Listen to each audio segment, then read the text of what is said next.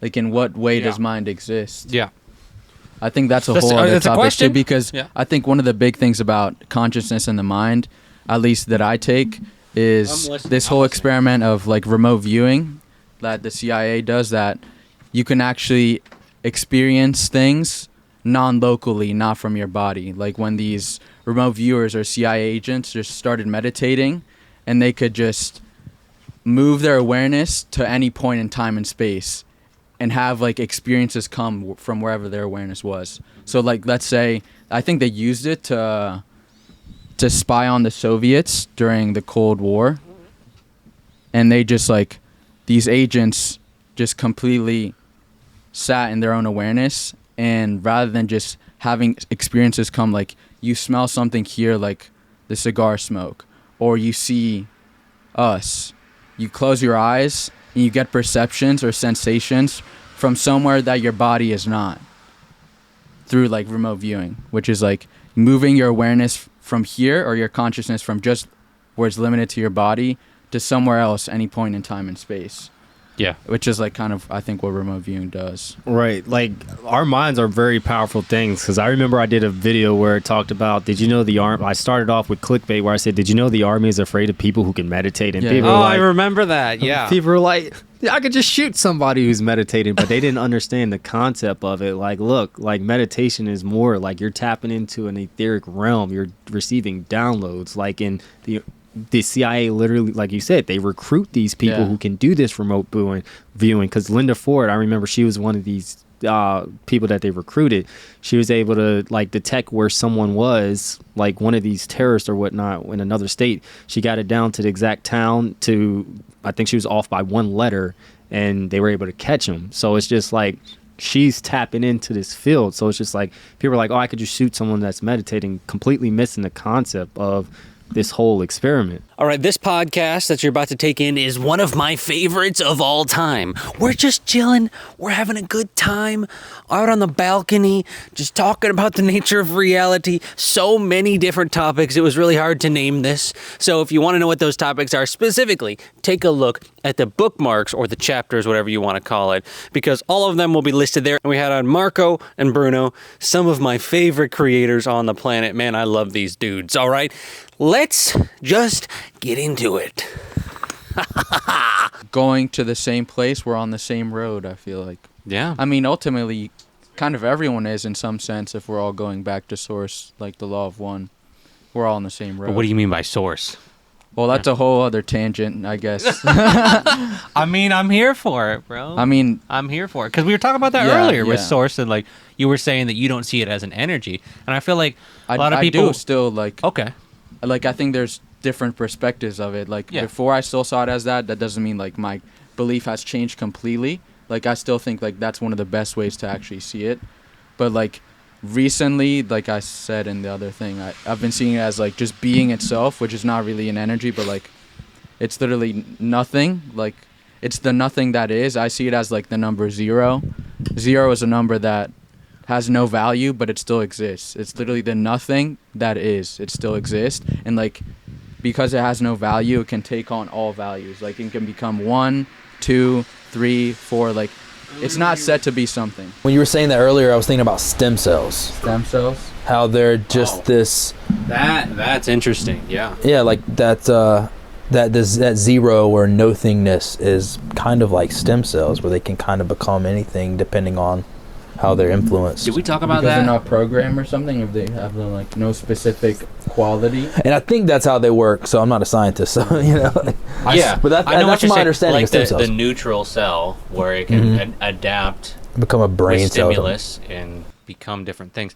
Did we talk about that this podcast, or was that the one we didn't record where we probably did. I don't think we talked about anything stem cell related, but that also reminded me, did you guys see about the self-replicating robots that like they're trying to, and these robots can essentially reproduce and heal themselves. These are they called Xenobots? Xenobots, yeah, yes, that's what they're trying to do. Like, where they're trying to create that for like stem cell purposes, where these self-replicate, like, it's weird because when they are together, like, they function at a unpredictable pattern, but when they're like separated, they function in a predictable pattern, indicating that they have this form of consciousness and they start doing their own thing.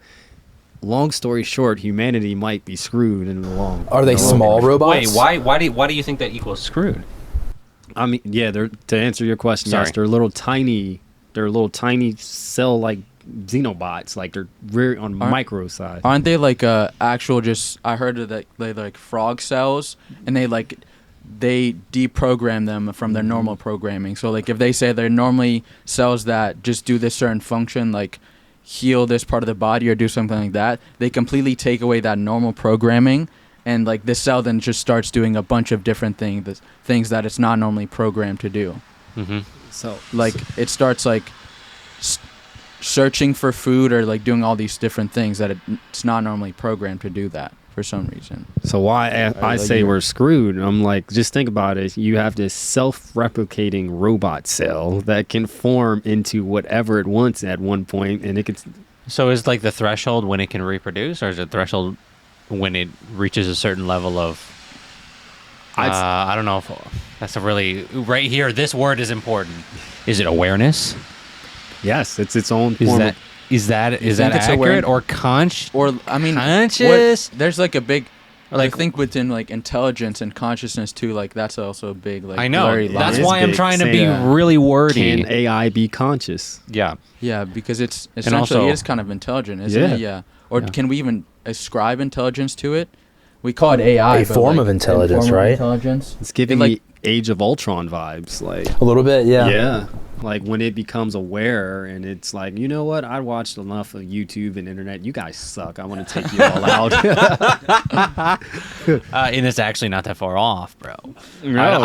I can see that, but then that becomes like what determines an AI to be negative, if you could say in a polarity sense, negative or life-taking is really what you're saying with Ultron, right? In a sense. What determines that? Is there like a threshold, like a number? If we took a percentage of the hate content on the internet versus like good content, you know, and you'd have to have the robot or AI be able to like determine what ethically is good or evil, because you also have to go back to the moral sense of would a robot see killing as evil? You know what I mean? Or would that be programmed in? You know what I'm saying? Yeah. Where does the ethics come from? For that, right? Because it's like, does it develop its morals? Like, does it say, you know what, it's wrong to kill humans, or could it just completely be it doesn't have a soul? You know, so could that be an indicating? Like, could that be a factor to its consciousness and its morals and its ethics? What even is a soul though? Like, do you guys think a soul is separate from consciousness, or like a soul is what we mean by consciousness, like an animating something that makes you. Okay, so I'll answer that, and I just want to say, before I do that, if the sound is fucking bad because there's cars going by, sorry.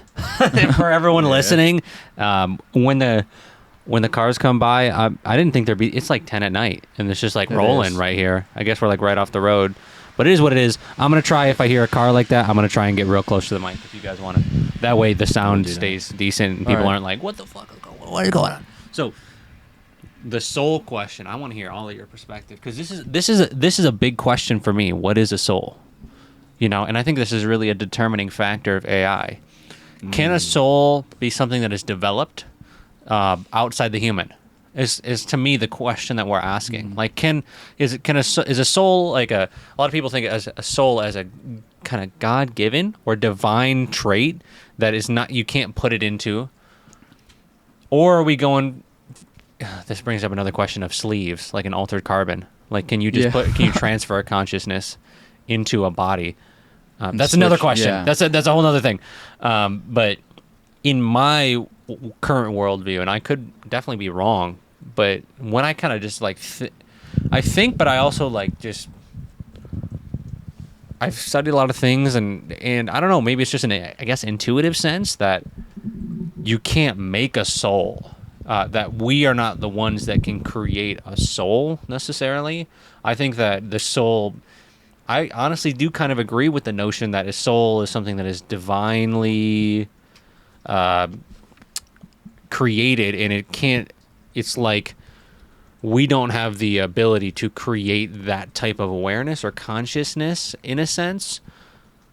Now, will at some point humanity be able to do that? Maybe, but I don't think that's something that'll come anytime soon. So you don't think AI will be conscious ever? The distinction between conscious and soul we still got to make that distinction. Is very important here, because I see conscious as different than what actual soul is. Because the soul to me can be not conscious in a certain respect, on a certain end. I know this is in disagreement with a lot of people, a way people see souls, because a lot of people see a soul or see conscious, the word conscious. That's like a debate in itself.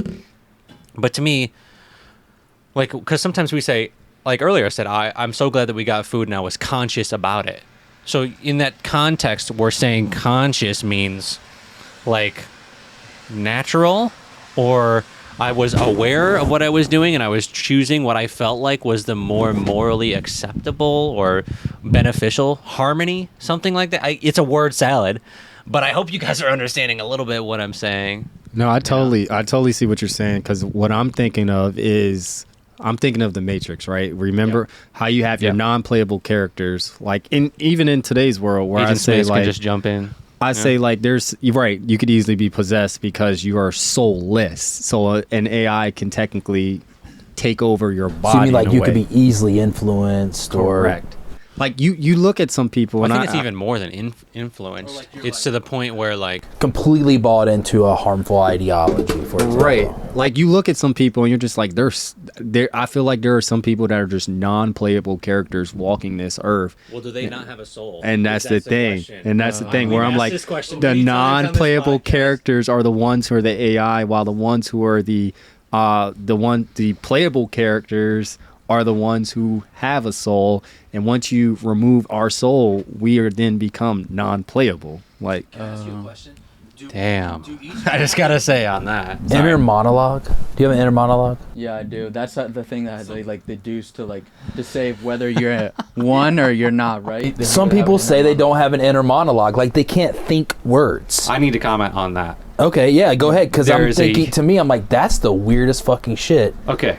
So this is I'm really glad that... Yeah, I can think words. Like, I mean, it seems like a... Wait. It's like, how can you not think words? What is in there? Okay, so... Or maybe I'm not thinking the words, but they're in there, you know? I think it's a fundamental discrepancy between people who don't understand what inner monologue actually means, claiming that they don't have an inner monologue. So that was kind of complex. I'm going to just bring it to really simple.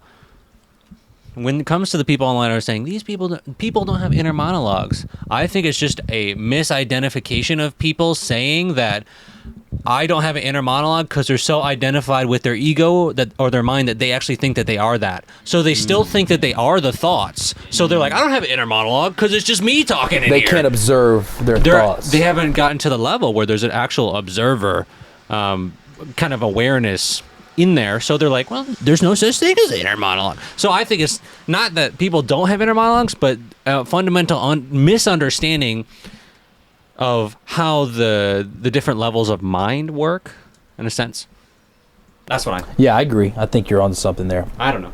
Marco hasn't said anything, so it makes me wonder if he has an inner monologue. no, I'm listening. He was just talking about NPCs. This is definitely, because I never understood how people say the same thing. Like, it still boggles my mind when people are say, I don't think words. Like, what is going on up there then? Like, what it's like all the lights are on, but nobody's home. Yeah, because you were talking about NPCs, it made me think like, oh, are those the NPCs? But like he said, so it's like, in a way I agree with both, where it's just like maybe those people don't really understand what they are truly saying. Because much of our life we are identified with our thoughts. Like as kids, I don't know, maybe some kids do, but I don't know that I ever had the ability to really observe my thoughts. And the way you were talking about with the train analogy, which I thought was really good, you were saying you just imagine, or you say it. Wasn't it you were talking about trains, like how you just... Trains passing by. The trains passing by. Oh, yes, the thoughts with meditation, where I'm like, when I meditate, I think about me being in a train station. I'm sitting on a bench in a train station, and every train that passes by is a thought. But I'm waiting for that right train that's going to take me to the thought process that my true destination, the thought process that I'm trying to access. So I'm waiting for the right train at the right time, but I'm just waiting for the rest to pass. Or even if you want to compare it to being sitting at a beach, like you're meditating, you're sitting at a beach and you're looking at the clouds in the sky. All those clouds are thoughts, and you're just waiting for the sky just to be clear and you to have a clear view of your thought process. That's where it's just like, I know how to separate those thoughts. And it takes a while because you kind of get flustered with all these thoughts that process in us. And we have a lot as kids. So I don't understand when people say, I don't think anything, or I don't have any words. I can't process that, honestly. Yeah. Yeah. You know. Can you break that down to me at a like third grade level? Think about it for a second and then tell me. Trick them into having an inner monologue. Somebody clipped that. That was fucking awesome, bro. That's because it's straight facts. Like what you're saying right there is very important. It's very important to be able to step back when you think that you're your own worst enemy. But really, you're not that. You're not those thoughts. And if people are able to look at it as if I can actually take a step away from those, it's pivotal. And now we're getting back into the duality versus non-duality, where you're aware of your thoughts, but you can also take a step back and being aware that I'm aware that those thoughts are not me. You know? Are you also saying like you select thoughts, or you're trying to get away from all thought? 'Cause you're saying you like hop on a different train. So you're like selecting the thoughts that you actually want. So let's just say like I'm trying to access. That is a great question. So let's say I'm trying to access a certain part of my own inner shadow work or whatnot. Like I'm trying to access a certain part, like what is bothering you today? Like, and there's a bunch of thoughts that are going to come across my mind. Like, oh, this person pissed me off. Oh, well, my mom did this or my dad did this. And there's so many thoughts. But then it's just like, when that right thought is like what has triggered you that right train comes to station, and you're just like, that's the one that I'm getting on, because that's the thought that's going to take me to the destination or the answer that I'm looking for, if that makes sense. Yeah. It's like you're just selecting thoughts rather than like letting all the trains go by and just be thoughtless. Right. Like rather than pure awareness, selecting the thoughts that you want.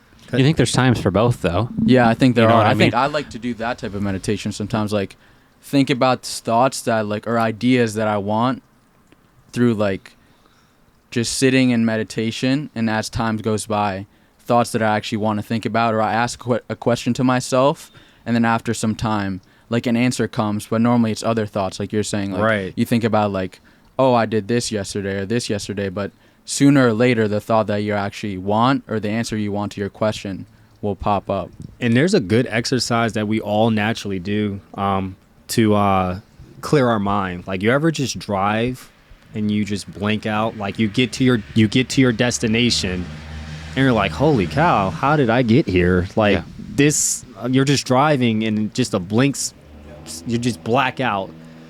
That's a great way to clear the thoughts. So all those trains in that station, that's literally you naturally doing it and being unaware that you do it, just letting them pass.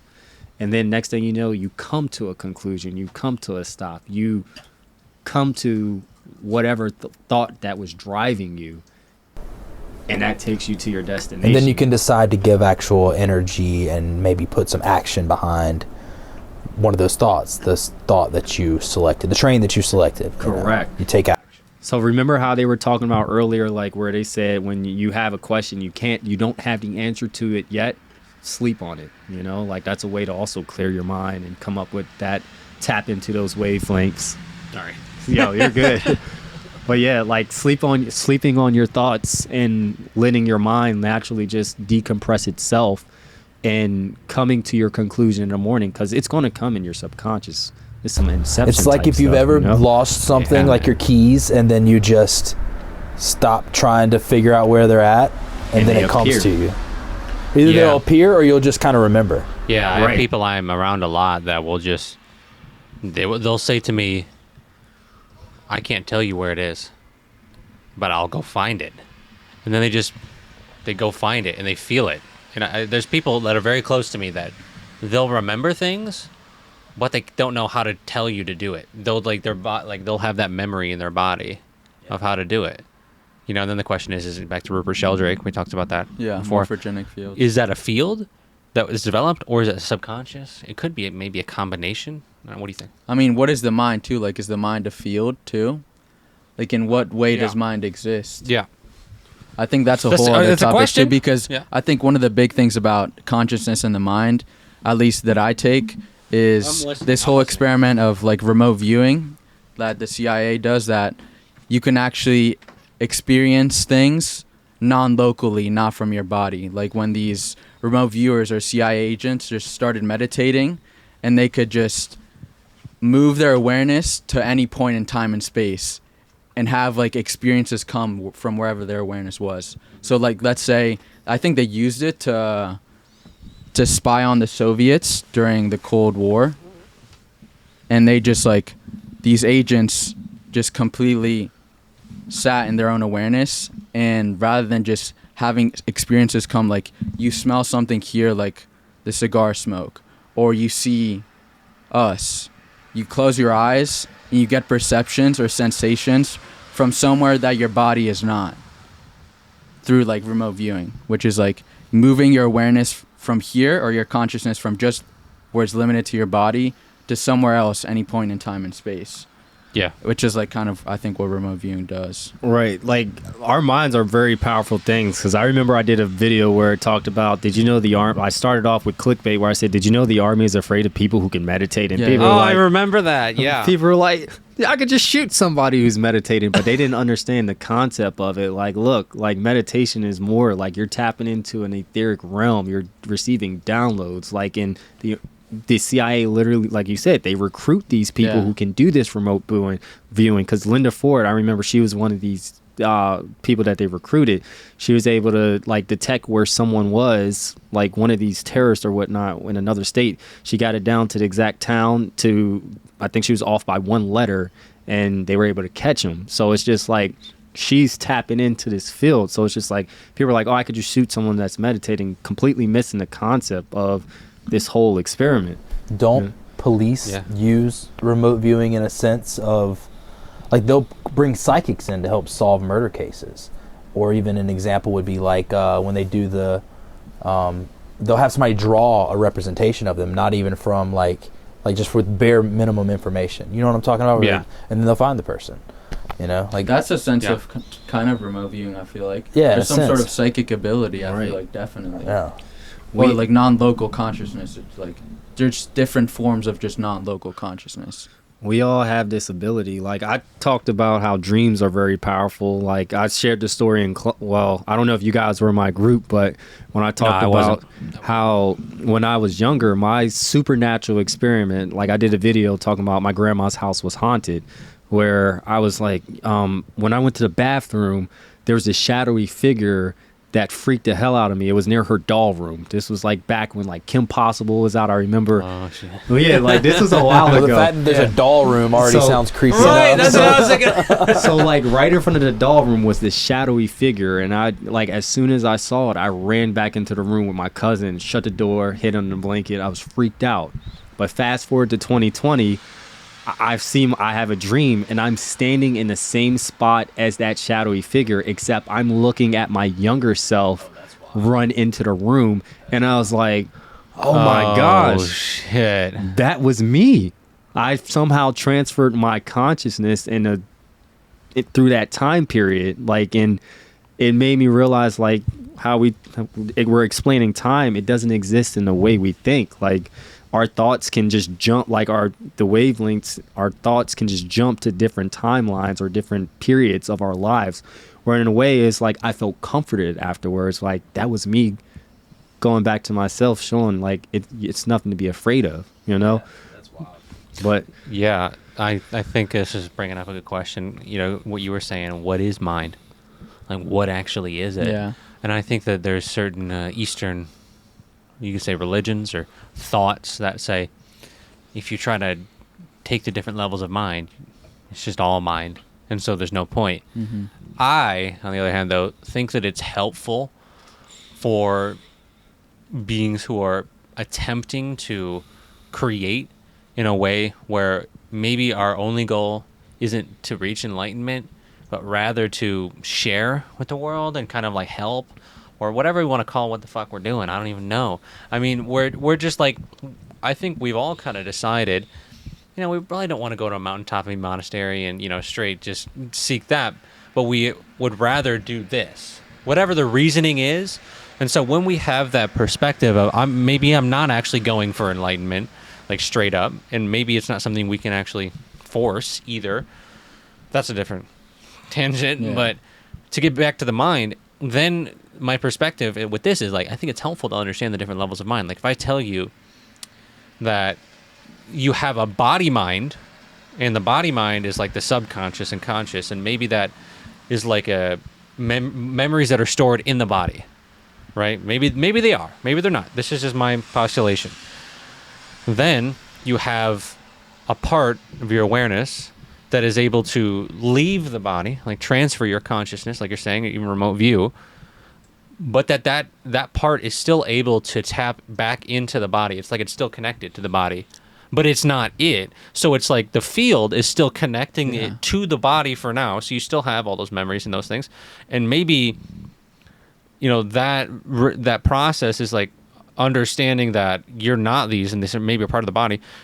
And it also brings me to something. I don't know if you guys have studied the gene keys at all. Have you studied the gene keys? Any of you guys? I haven't. No. Okay, so in the gene keys, it's like many other kind of philosophies, I guess.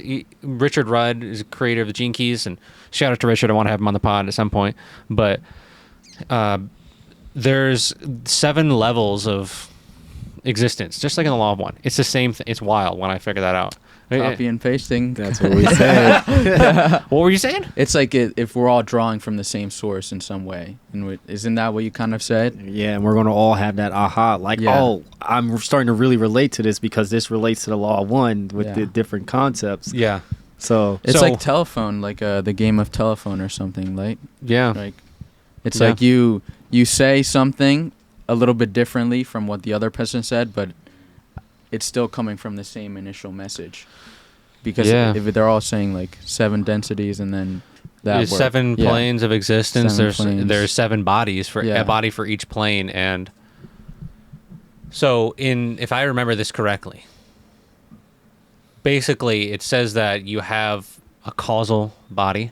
It's basically what we kind of know as a soul, and all the other bodies below, he kind of describes it as what's useful you take on, but you don't take on what is not useful. And that's subjective, I think. So I'm not really sure how that works, but I liked the concept of, like, when we leave here, we'll still take the memories with us, but there's still maybe other parts that we won't as well. And I think that's really interesting to really contemplate the nuance of what happens after death and reincarnation. I'm one that believe, or we talked about believe earlier, but I'm more than 50% that reincarnate at this moment. That reincarnation is a thing. I have really contemplated, and I've seen it in so many philosophies, and it's something that I feel. And feelings can be deceived, and intuitions aren't always to be trusted. I think you had your cookie. What did it say? We just went out to a Japanese restaurant. Oh, do I have it in my pocket? I think it said like your friends don't ask you for money, something along. We're talking about the one I got.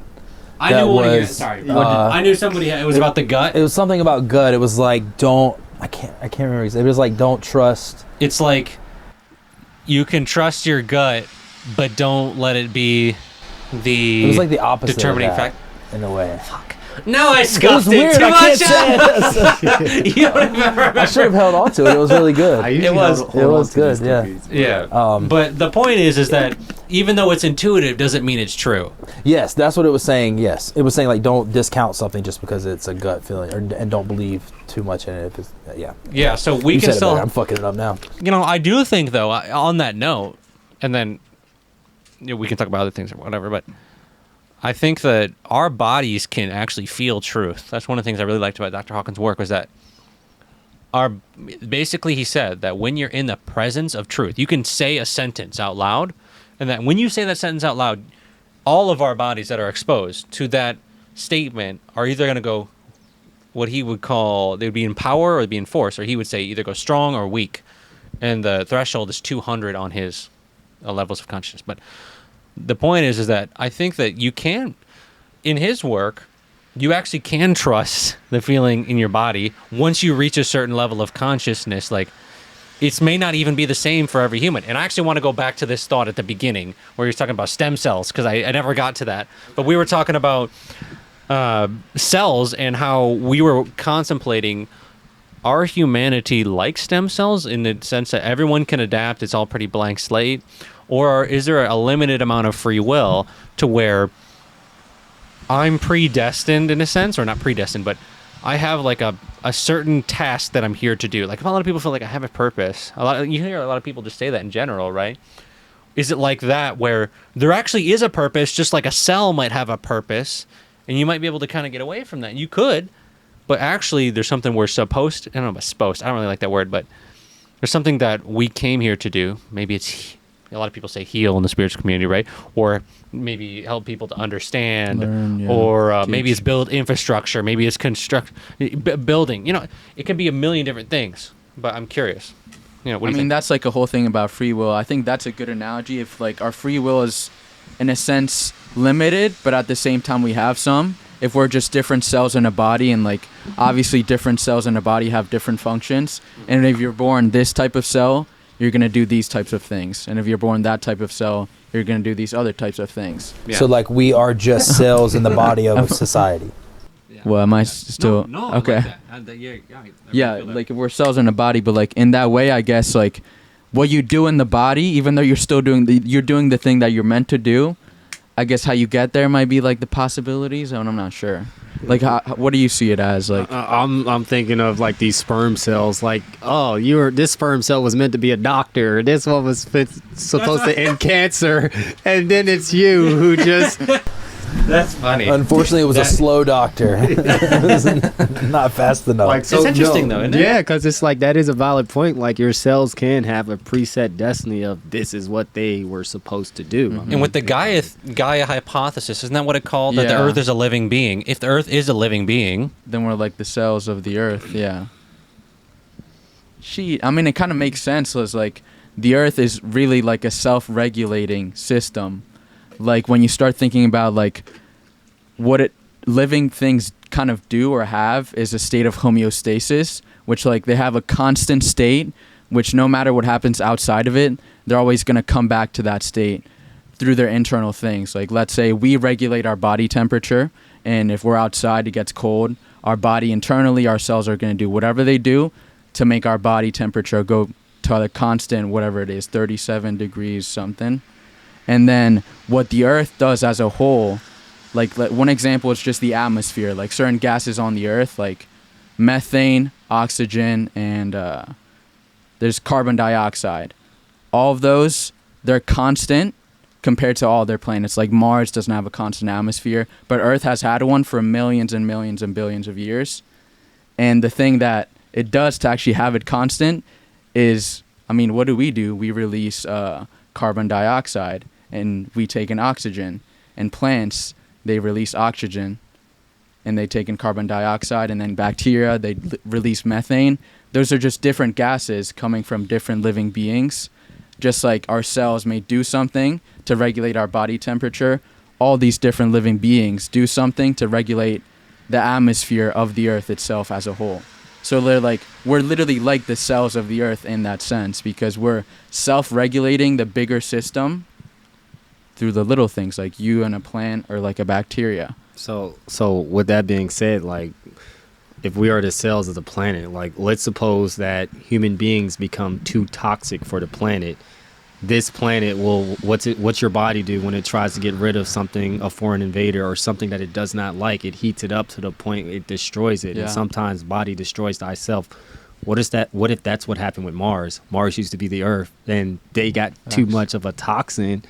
They destroyed the planet, ended up destroying itself. What if that's what COVID is? I don't know if I'm allowed to say that. Like the Earth, I appreciate the Earth, like the Earth, like the Earth, on the back end. like the Earth might be like sneezing and like trying to get rid of us because we went against the natural equilibrium of the Earth. We started taking more than what we're supposed to, like all other animals naturally adjust or adapt to the greater organism, the earth, Gaia, whatever it is. We are the ones that, whether it be, I think, unconsciously or maybe consciously, because we're self-aware in like some weird sense, started going against it.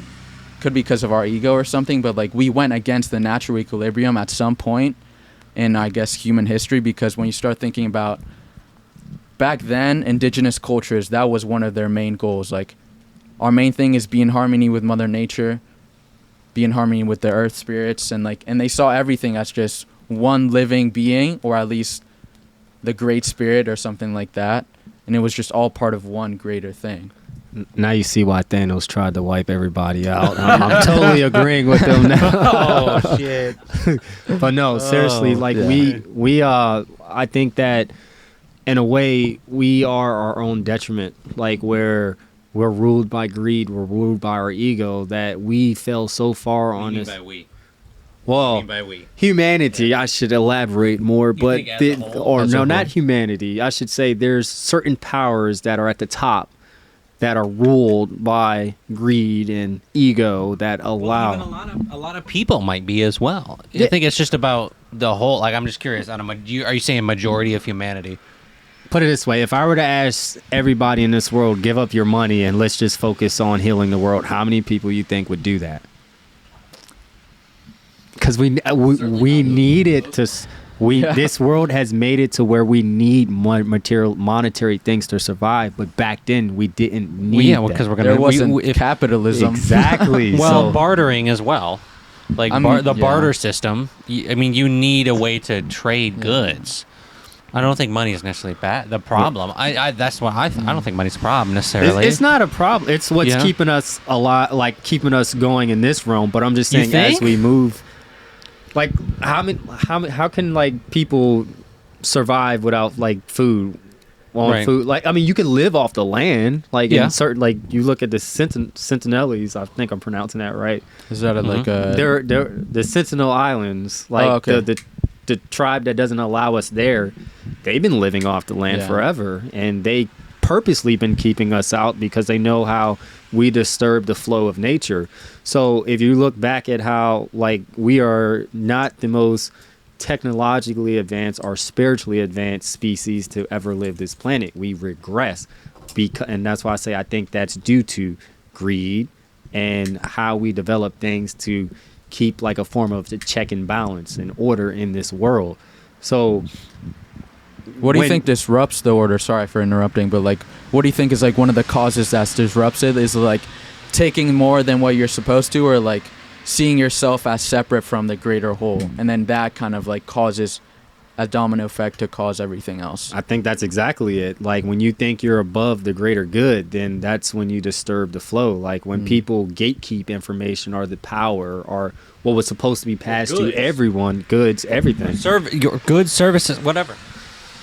Like when people just gatekeep that information, or like let's just say like we'll get into like the 7-root race theory or whatnot. Like let's say when they transitioned from the Lemurians to the Atlanteans or whatnot, how there was a corruption in that DNA, there was a corruption in that era where that information and that spirit, like that spiritual knowledge should have been passed down. It was lost though. It was lost, and now I don't even know about this. Yeah, now we are lost. Like the technology when it comes to like the pyramids, like all the how to use the Earth's natural energy grid. That's all lost due to power, greed, and guess who?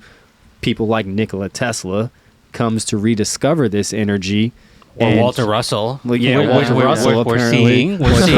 It's possible. I mean, because apparently they selected what she's going to show us tomorrow. This is on a ley line. Yeah, that's true. Yeah. So there are certain people that knew of this ancient knowledge, and they're trying to share it, but there are forces that are suppressing it, and that's what I mean, where the greed comes into play, where people don't want the natural way of nature, the natural way of the law of nature to purposely go.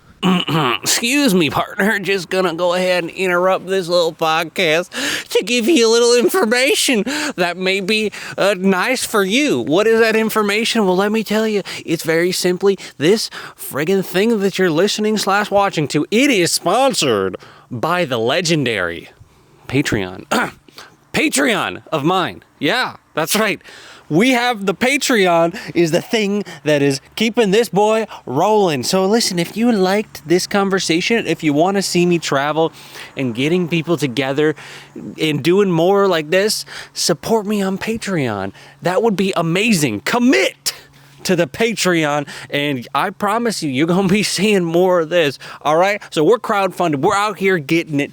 So support it if you like it. It means so much to me. There's many ways to support it. The link is in the description. Doesn't the Law of One say something about, like, it always says, like, love, light, light, love, or something like that? Yeah. Yeah. It does. It does. And Walter Russell said something about light. So I guess, like, things correlate in that sense, but I'm still just trying to understand the bigger picture, like trying to see Russell's work, understand it fully so I can connect it with other things too. Well, I think we mentioned the Law of One a lot. I don't think we really have that much, but all three of us have studied that book. Yeah. And so it's a really good frame of reference. I can say, like, if we like are talking about Walter Russell and he's talking about octaves, it's like, we all know. We can then say amongst each other, we've seen this somewhere.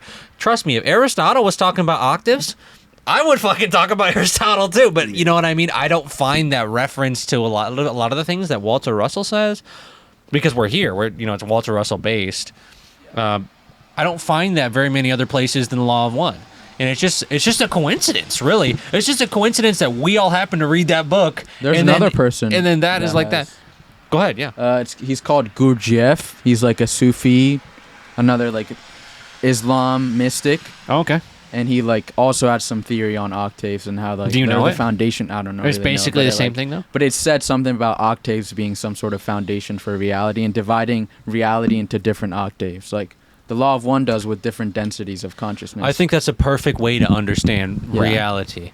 If people are like super lost and it's like, what the hell is going on here? Like, what is this experience? I think just to maybe have the baseline understanding, like to just not even mention a book. Like if we just take it out of a context of a book, but just the thought of, music. What is music? Let's take it in a couple different directions here. We could just think, are you trying to get to the end of a song when you're listening to a song? Or is it like the whole song? Like you don't want to just skip to the end. You don't want to speed through it.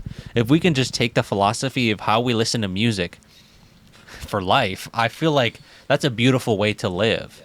And then if you take that to another level and say, well, there's different notes on an octave, everything is sound, or you could say everything is energy or vibration, or frequency. It's really or vibration. If everything is a vibration, if that's the best word, then music is a vibration, and it would make sense that if there's different notes on a piano, for example, we were playing the piano today, that maybe our universe has maybe the consistency, or design is a better word, that resembles the way we interpret music, that there's different densities or notes that we exist in, or that things exist in. Like vibrational thresholds, so like energy vibrates at a certain frequency, and like things like in this realm, third density, all the energy in this density only vibrates at a certain threshold from like this frequency to this frequency, and then on the fourth density, energy vibrates at an even higher frequency, but there's a threshold that you like cross. Yeah, but then then the nuance in that is that in the third density, you can still have things you can't see. I don't want it to be like there's still things. I'm not saying that radio waves are fourth density, like they're in a different density. Maybe radio waves are just part of the different spectrum. I think that the electromagnetic spectrum and the different things that we can perceive with our senses, that's all within, not all, definitely not all, but I think a lot of those things are still within the third density, or the same note that we're in, you know? I just think like astral level or the astral realm would be like something like fourth density. Like, I don't even know, because fourth density, do we say in the Law of One to say like fourth density is what? Like love and... understanding. I love and understanding, but like what are the beings that exist as that density, and like what are they? Are they like astral entities, or like what form of vessel do they experience reality it's through? do you know the answer? I was going to say, that's cool. Where you get, isn't that where you form your, like Yahshua, Jesus was? Oh, like Christ consciousness? Christ was from that density. Green. Okay. Your light body starts from that density. Like, so you start passing the knowledge to these third density beings, and then you take that knowledge and you master it in the fifth density. But you have to go through love, the green ray, the light, in order to truly go beyond, and like, because Jesus took the service to others path in order to help humanity. Yeah.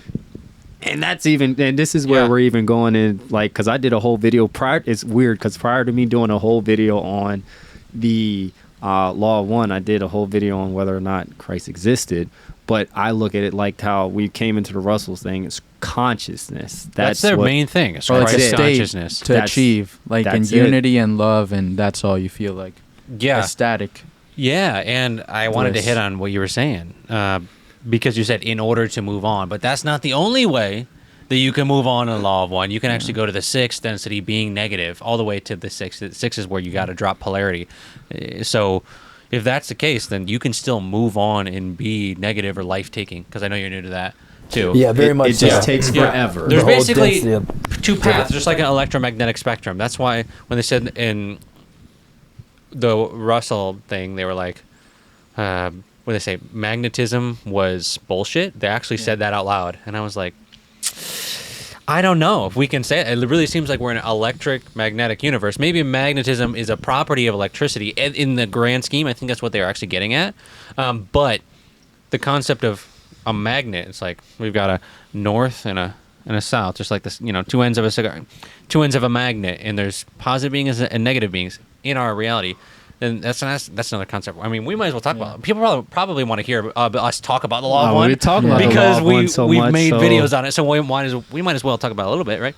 So, and again, I'm not saying this is ultimate truth. This is just the philosophy of it, and I find it interesting. So it could be bullshit, but it makes a lot of sense in my mind. It really clicks with me. What's cool about some of those things too is even if you don't fully agree with that theory or concept, it's a theory. It can be used as a tool to help understand other things. 100%. Yeah. You see it from that lens, and it helps you understand something. It illuminates something else. Yeah, like the thought process of how is there good and evil? And it's like, yes, there is in our reality, but how is there still one creator, non-dual? How does that make sense? And it's like the Law of One. You can go all the way up to the sixth density, and then you've got to drop polarity into and you basically enter unity, in a sense, is what they call it. And so now, one thing that I really love about the Law of One, like, when you get to the sixth density, and it resonates with me, where I always say it, like, when we pray, when we make these manifestations, we're praying to our highest self, or the highest form of us, because a sixth density being technically has to go back in time and give a service to your past self. So if you ever seen the movie Harry Potter and the Prisoner of Azkaban, where Harry Potter is essentially saved, like he does that spell and he's saved by his future self, and it helps him out. Like, that's a sixth density being going back to give a service to yourself to help you out. So those gut feelings, those inklings that you have, is your higher density being saying, hey, don't go down that path because this might not work out too well for you. So I'm going to nudge you and give you, because we have free will, but I'm going to nudge you and not infringe on your free will, but I'm going to say, hey, you might want to make that left turn tonight as opposed to going down right, because if you go right, your path ends here, And everybody's had those moments where it's like, we all do. Why do I feel like you walk into somewhere and you're just like, no, this ain't it. Or you meet someone, you're just like, no, this ain't it. I met plenty of people, even recently. Not that there was a lot of people I really liked most of the people at the Russell, but there was like some moments where you're just like, this ain't it. And your bullshit sensor goes off. Right, and you can have like a logical bullshit sensor, but there's like a feeling in your body sometimes that you can't explain. It's just like, nah. It's like the tingles sometimes, like a truth meter tingles a little bit. Yeah. Right. And then when you're in the presence of truth, I feel like sometimes you get that. You can kind of sense it. Yeah, I don't know how to describe it. It's a form of discernment. Like you have, like I feel like I have a good gift of discernment where I can instantly feel like you see through people in a way. But to give you a brief, dirty down summary of the law of one, I'll go through like the first, second, third, fourth density or whatnot. Throw it out. Like, this smoke bothering you? So like, let's just say we're on the first density. That's where like the Big Bang, all that happens, where we got dirt, rock, lava, all that, Earth's moving. So consciousness is forming through all that. So then you move on to the second density, where you get to the plant life and the autonomous movement in a way, and then you get to the third density where it's like we are in the third density known as the Vel Ra, the Ra, like the social memory. He describes it as he's like an archangel, so to say, like, because that density that he's on, he says that they don't really advance past. He only knows a certain density, but he's essentially what religion would describe as an archangel. And he describes it, the third density is the veil of forgetting, like where we come here and we keep reincarnating. And that's another thing that resonated with me with the reincarnation, where we keep reincarnating into this density so we can learn these lessons. And it's like a 75,000 year incarnation cycle where we're going to constantly keep reincarnating. And we take that knowledge and when you become like a fourth density being, these ascended masters, so to say, are these fourth density beings that come back and give a service to others, and they give their wisdom, like these monks essentially could be fourth density beings, so to say, because that's how advanced they are. So this wouldn't be someone like a Jesus or... It is. It would be a Jesus. It would be someone who's ascended here before, and they came back and gave this knowledge, and they... Right. Yeah. They give this knowledge. And they call that the Bodhisattva in Buddhism. Yeah, someone that's came here to like enlighten all sentient beings or something like that. That's what someone they call the Bodhisattva. Yeah, exactly. At least in Buddhism. Yeah, it's how I have heard it described is it's a Buddha, because there's different types of Buddhas. And that type is the one that has achieved enlightenment, but has decided to come back to help all other beings achieve enlightenment. So that concept lines up with Buddhism, which is really interesting to me. What I like about the... Sorry, you go. Well, I was just going to say, and then the goal is to be the Buddha, right? Like to try to embody the Buddha. I think there was more than just Siddhartha. I forget the other...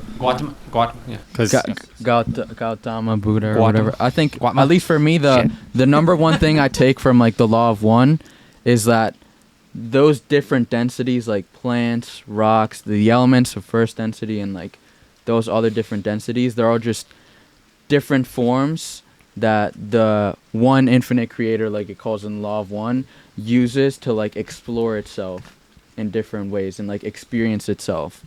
That's like what I resonate the most with the law of one. Like my whole tattoo of the seed of life, if I show it, it's like one little dot in the beginning of all reality. There's just oneness.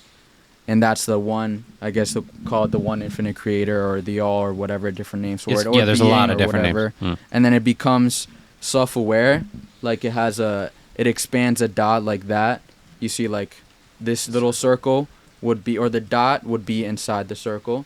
So it's like before there was just a dot, and then it expands like a circle like that. Like if it was somehow becoming self-aware, and then it starts adding different circles like that. And each different circle could represent like a different density of consciousness or like different forms. So like they're all expressions of the one little dot that it took to basically like have an exploration of itself. Thank you. I remember we were talking about earlier the fucking...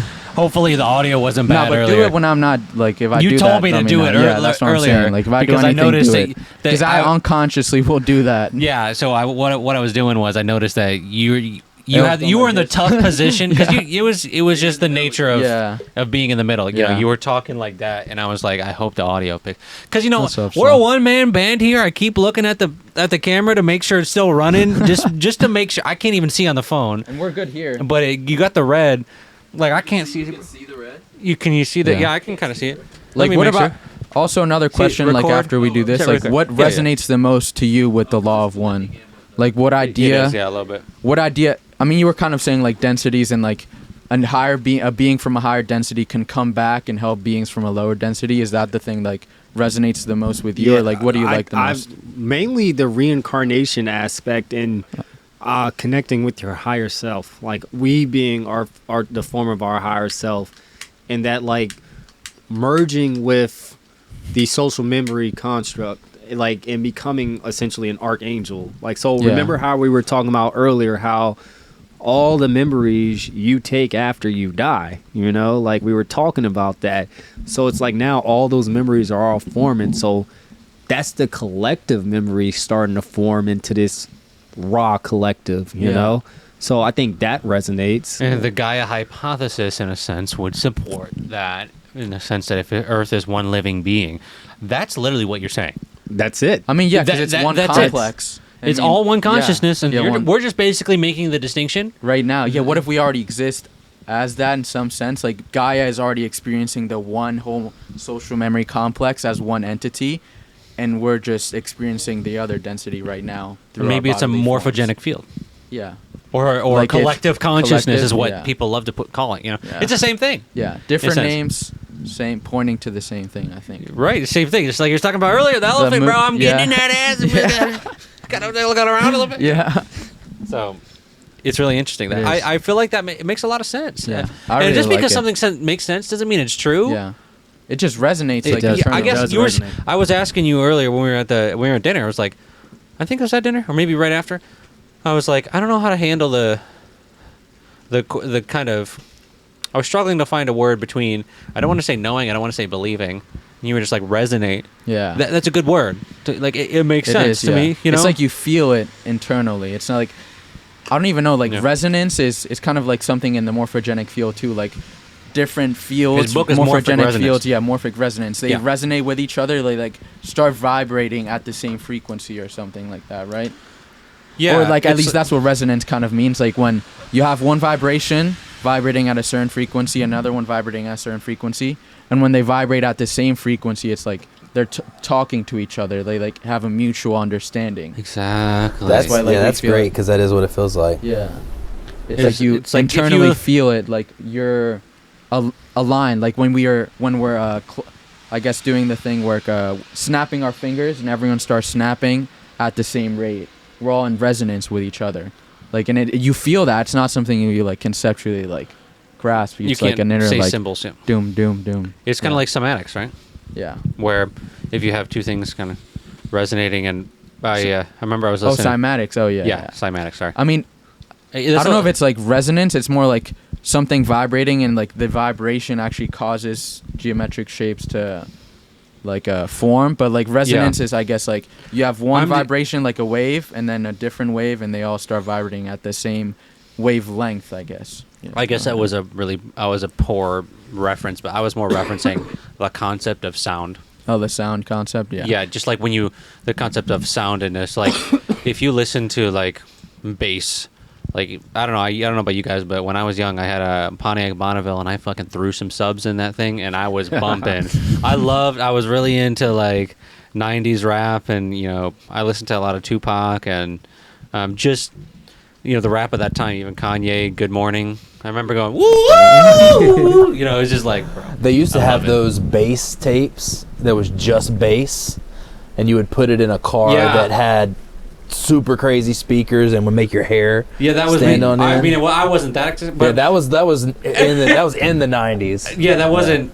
There was bass competitions and shit like that. Yeah. But my point is that if you have a 25 hertz frequency or something, I don't remember. This isn't exact, but if you have 25 hertz and like 26 or 27, and they're like really close and off, it's just like a flat note on a piano, and like a black key or a white key on a piano. Like you play them at the same time, it sounds like it doesn't sound good. And what we're kind of saying is like when you play them both notes, at the same, two notes, two white keys that are separated by one. It's like boom. It's just like harmony. Nice. Yeah, it sounds like harmony. That's what I meant by resonance. Yeah. It's like it might not be the same exact, but it's like a beautiful kind of like accurate analogy. I think, or like a good analogy. Cool. I like that. Yeah, I like it. That's because you feel it like you hear the harmony like when you. I mean, I guess you really have to like play the two different keys on the piano. I'm fucking all out. Sorry, bro. I think we got one more lighter in there. I'm gonna go check. That whole sound thing is very interesting to me. Well, you talked about that yesterday when you had to go up. Yeah, like, I didn't even know. And isn't it Shiva who danced the universe into existence? Yeah, so it's to like say. the so whole it's statue. dealing with music. Yeah. like vibration, at least. Correct. Like, it's just moving, and through movement, it brings like, I think it connects to like quantum field theory, like what I was going to talk about there. Like, so in science, there's this theory called quantum field theory, when what we see as matter or particles, they're not really like set objects. They're like a ripple from an underlying field. Like if you think about it as there's an ocean, and then matter is like waves on the ocean, and the ocean itself are like the quantum fields, and when they vibrate, those pockets of vibration are like matter, like particles. And it's like without a vibration, they would just sink into the field, because those fields exist everywhere all around us, and we don't see them here because they're not making a strong enough vibration to actually be like a solid matter. So like it really is like movement or vibration brings things into existence for us to actually perceive as matter. Like without vibration, there is no matter, because matter is a vibration of a field, at least in the whole thing. Which is crazy that, like what you said, is Shiva dance the universe into existence. It was cool hearing, I guess Walter or Lau, one of them was talking about freezing matter, that matter is essentially the white light of God being frozen into place by idea put into action. Mm-hmm. You know, it's just kind of a cool concept to think of, especially when you think of how supposedly things are blinking in and out of existence, like the light example, you know? Yeah, that does make sense. I think there is one thing that I guess I kind of got from that, like, because like you can only relate things in relation to like what you already know. Yeah. So like I kind of had this, like, I love to watch like science videos on YouTube. So like I learned about something about like particles are instantly popping in and out of existence at like a very fundamental level, because like the quantum fields, they vibrate and then they stop vibrating sometimes very Don't fast. they also pop out of existence and then reappear elsewhere? Yeah, that's like the quantum entanglement thing. That's like, it's not really that they appear somewhere, but they like somehow like a particle here affects a particle all the way over there. Like I like to think of it as like if you tickle one part of your body, or like if you tickle one particle here and then there's another particle on the whole other side of the universe, the particle over there starts laughing. And it's like in some sense they're connected. Oh shit. And that's, I never thought of that. That's dope. That's what I talked about with the whole, like, when I'm like, I really feel like I died in this universe. Like, there's a part of me who's impacted because, like, whatever parallel universe exists out there, something happened to where I felt it over here. Yeah. And it feels different. Like, we are connected to somewhere else. And I do think that this, like, how we are connected, I don't have the answer. But like this is all theory, you know. Like it's still like up to like it's a theory, it's an idea. Yeah, the many universes theory. Is that what it is? Yeah, many worlds theory. That's so cool to think about. Yeah, because you can't think about all of it. They're infinite possibilities. You know, like if you just think of all the infinite combinations of what this moment could be. Like I think you were talking about earlier. Like you just get into some wild places of how different things could be in other dimensions. And it's like, how do they exist too? Like, do they exist parallel to this, or like you said, other dimensions? Like, are they superimposed over each other? Like, or are some of them emergent from the actions you take in this moment? Yeah, like they're this, you know, like the future of the next one. Or are you like sliding in and out of the different dimensions based on the actions you take? You know, like each decision you make, is it like each decision you make, it branches off. Because you could have went that way or went this way and went this way, and they're like all the different possibilities of it. It is very trippy to think about, and it's crazy. Like science talks about that when it's like it seems like a very science fiction concept. Like there's and then science fiction a lot of times becomes fact. I mean, what is real? It's a real. What is reality? It's a concept that exists that is actually widely talked about. It's not like weird to even contemplate. For a while, it was. You know. And I think it's crazy that there's multiple theories that suggest it. Like what you said, the many worlds theory is a theory about the quantum level things, because particles, like it showed in that something called the double slit experiment, where a particle kind of like passed through two slits, like two little, I guess, like you could say like a hole here and a hole here. And the experiment showed that the particle was somehow crossing both of the slits at the same time. somehow. I mean, we don't objectively see that, but we could see it in the experiment in the back with the interference patterns. But like, and then that's one explanation, is that they actually are existing in many different states at once, and those, all the different possibilities are the different universes. That's like the many worlds theory. Yeah. And then there's one called the eternal inflation theory, which is like about the big stuff in the universe. Like it's not like fundamental particles like being in all states at once. Yeah. they were not on board with Yeah, it. they didn't. The guy shut me off when I started talking about like quantum mechanics. And Well, no. I'm talking specifically about. yeah, They were talking about it's more like a cosmic breath.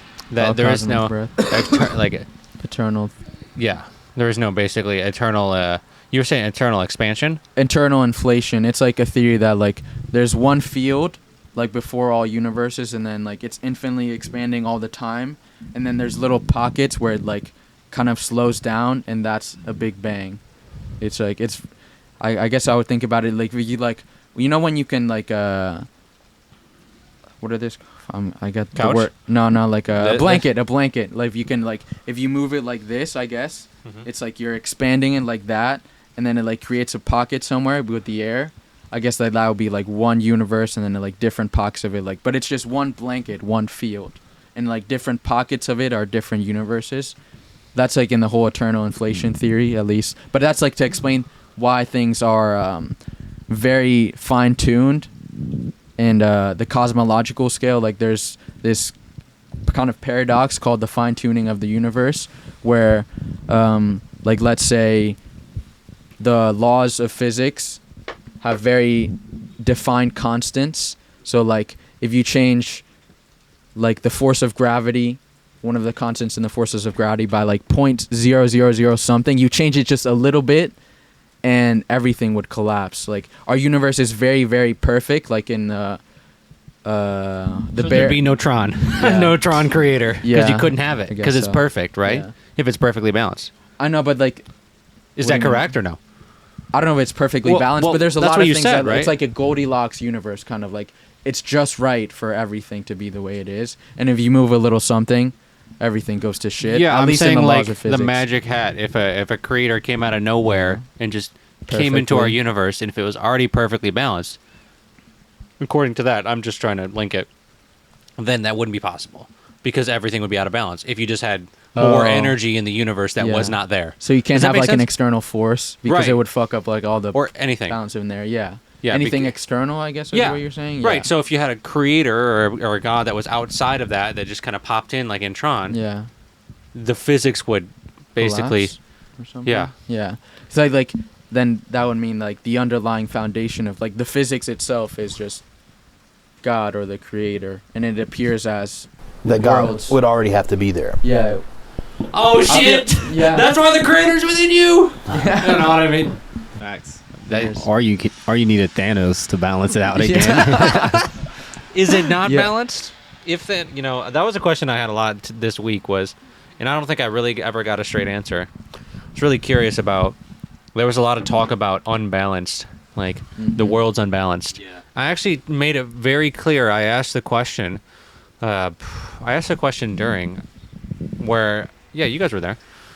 They were bouncing. There was a seesaw that was big enough for two people, right? And I was like asking the question: Is the fundamental philosophy of Walter Russell saying that the universe is not already balanced, or that it can ever be out of balance? That's like on the on the top scale. Like just because the world is the way that it is, does that actually mean that it's out of balance? Because can it actually be out of balance? Is that part of the ebb and flow of it, and it's still balanced, but maybe it's just a different type. Remember, because then I was asking the question: can we really say what is right or wrong? Is that true? Like, do we? I think it's kind of arrogant for a human perception to then say, "I know what's right or wrong," for anyone besides myself, just because what we might consider right, like we're like to our family sometimes, we're like, hey, I think you shouldn't be doing this, but maybe they need that to then, even though you're like, that's going to like really destroy that person, they're destroying themselves. Maybe just keep it super simple and say fast food. It becomes much harder when you're talking about really extreme versions of things that people do. Yeah, well, like suicide. right? But still, we can say that it's sad, and we are like, oh, we grieve that, and we would love to see harmony for that person, but we don't know the entire plan, like the entire, like what the outcome. We never have enough knowledge in a given situation to say that in the end, is that going to be the right call for this person that I know, this person, even though we think, because what if that leads to them actually achieving what they wanted, and maybe that was the way. Like, and what is the butterfly effect of how that affects people through generations? Yeah. You know, just one small action, how does that affect through time? Yeah, and I think that was another thing that I even said out loud. They handed me the mic, and I think this was a good experience for us to just practice, you know, being on a mic in front of people, because that's something I want to start doing a lot more. I really enjoyed. I don't know about you guys, but I enjoyed like just saying how I felt to people and really like getting out there and being exactly. Yeah, and I think that Yeah, that was sorry, go more ahead. fulfilling than having thousands of likes. To actually have the people in your face, and it was no more than 20 people like agreeing with you or just hearing you out. I felt like those organic human experiences, or the impact, not even like Yeah. agreeing, because anybody can agree, Right. but it's just like that feeling of like, wow, like someone telling you that they impacted you, because someone recognized me in the Whole Foods, like Yeah, that was close to crazy. here, and it was like, it was like, oh man, that's so cool. Yeah. And those moments are like really special to me, because you realize, because sometimes, you know, we're just out. I'm out here all the time. You guys, I'm out here. You guys do this too. Well, you do it too. We're out here making videos, and we have no idea, is that actually doing anything? You know what I See mean? the persons. We don't see the change. People, yeah. And it's for someone to come up to you, or even, you know, they came up to me, or in the experience, just to be with someone, and they're like, holy shit, you really changed. It's just like this feeling of like, man, it makes it worth it. It's not like it's not worth it, but it's just really it's a beautiful moment as someone who shares, you know, and puts so much out there. That's how I feel. makes you want to keep going. Like Yeah.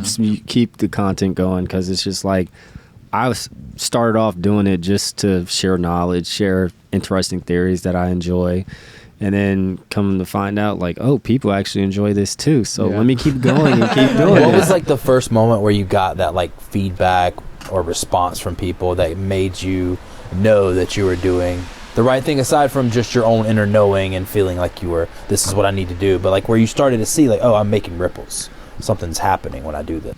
I noticed when I started talking about like reincarnation, that's when I got the biggest, my most viral video was like the reincarnation of Anne Frank. Journey of Souls. Yeah, anything People were along like, the lines.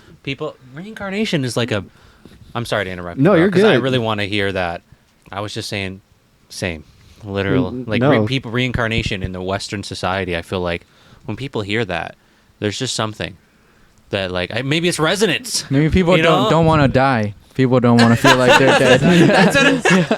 Like heaven with clouds, just playing a harp on some clouds sounds boring as fuck. I want to come back here Or do this shit hell. again. Like, fuck that. Well, yeah, Right, like yeah. people, I guess, don't like the idea of like, when I die, that's the end. They like the idea that maybe I do have another chance. But here's the thing, as we know, you're not supposed to keep coming back here. That is not the goal. It is to it's like insanity. You keep Unless doing you the choose. same thing. Yeah, unless you choose, but you're doing the same thing over and over again. You're not learning nothing. And like my biggest video where I was like, aha, I want to keep exploring this, because I've had past life regression moments where I want to keep talking about this. There's tons of literature out there when it comes to past lives, and I picked like my 3 favorite stories when it came to like reincarnation. It was the woman Barbara Carlin who believed she was the reincarnation of Anne Frank. Whoa. There it is. She believed she was the reincarnation of Anne Frank, where she went to at the same age of Anne, like she was a great writer, published her first book, and she kept talking about Anne Frank. And when she finally went over to her parents, just took her over to the Anne Frank house, and she goes there and she's just like, yo, where are the pictures? They're not in the spot that I had them last. And the people that worked there were like, yeah, we moved them because people kept touching them. So that was like one of the stories that like really was like, wow, this kind of solidified my belief in reincarnation because I always felt like I've been here before. Then my second favorite story was this story about like James Leininger, a World War II pilot who always felt as if he was able to pinpoint where his plane went down during Pearl Harbor. And when he went to that place in, I think it was it Iwo Jima? I don't remember the exact area. He went back. He basically went back. What you're saying. He so went when he back. did a past life regression. He knew his past. He didn't need it. He just knew. He knew James Leininger's friends, and he got closure when he was able to say goodbye, and he moved on with his life. So like those stories kind of like give me the chills. When I get chills, it kind of resonates with me a little bit more. Where I'm like, oh, well, yeah. Why is this affecting me physically? There's right. something here. Like I want to talk about this more. That's kind of thing. And that's what I did. That's what started my content, was talking about like past life, reincarnation, journey of souls, and and I gotta say it's fucking hard sometimes. Just straight up.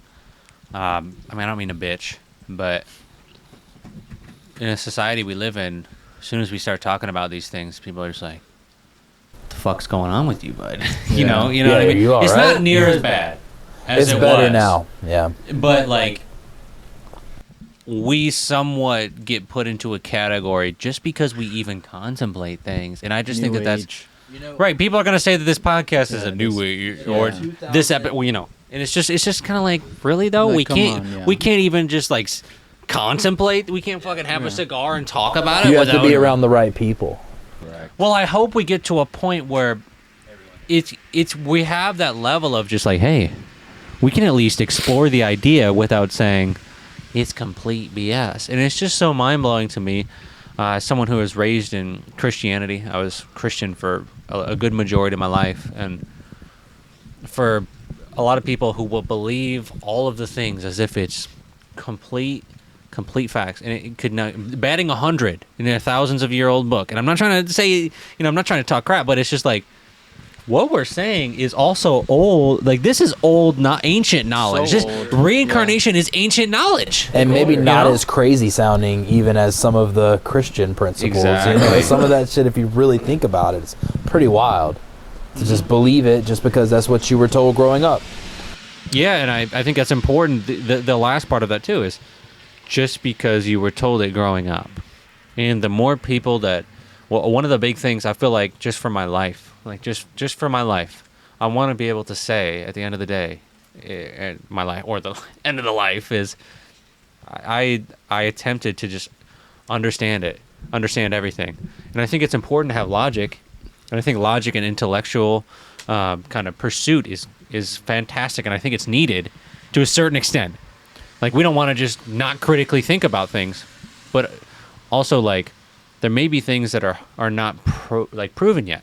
And I think that's where I would love to see, science is kind of going in that way. In some ways, such as quantum physics, right? We're kind of heading there. We're saying, how the hell do these particles do what they do in the double slit, right? Just like what you're talking about earlier. Yeah, I was just gonna say, like, when you get to like what even is like proof, like to science, proof is like having something that an experiment that they do or like an idea. And they make a prediction on it, and if that prediction actually matches their idea, like they predict, because our idea says the Earth is round, and because the Earth is round, then the sun will hold the Earth in this spot. That's a prediction, and then they test it like that. If it actually does, it matches their idea, and they say it's evidence. But like that constitutes evidence for science, and it's like completely different for so many different people. Like for religious people, it's revelation. For mystic people, it could be like, I guess, some other form of revelation, like direct experience of some transcendent reality. Walter Russell. Yeah, like Walter Russell. In a sense. Or like, Gene Keys is also that.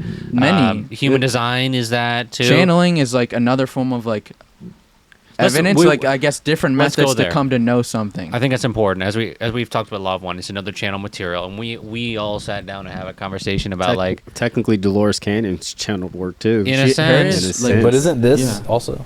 Yeah, we were saying that, like, where do thoughts come from? You beat me to it again, my man. Resonance, man. Yeah, there it is. There it is. Yeah, I feel like it all is. Where does thoughts come from?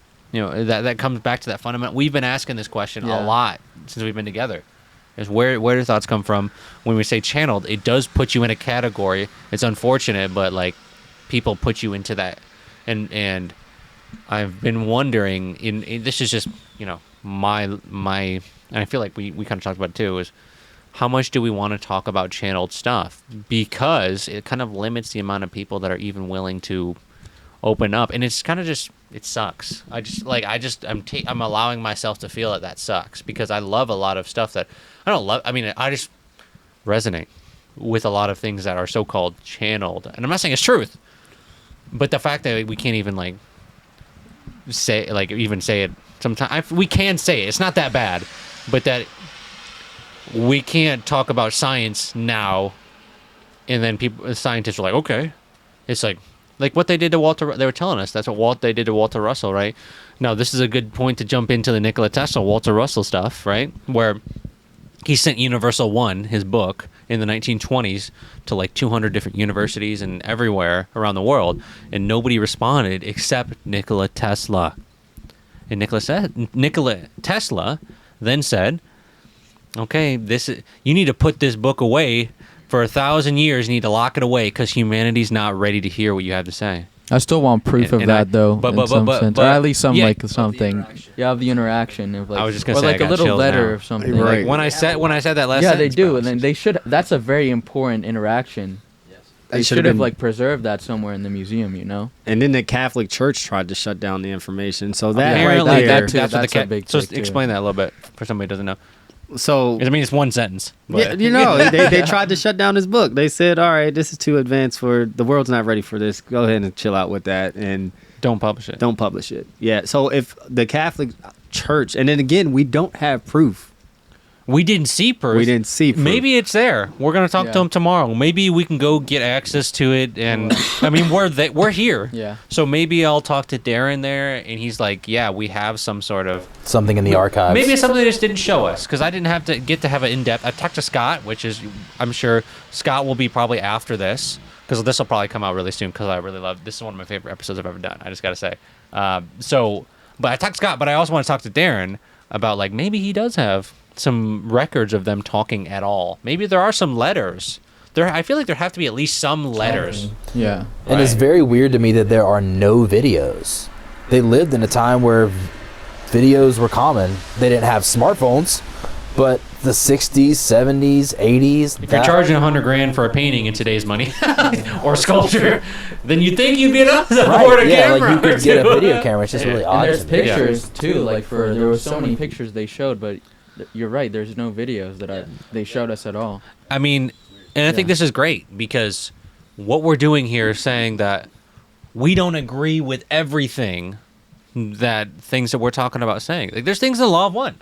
Yeah. I'm like, I don't know about that. Yeah.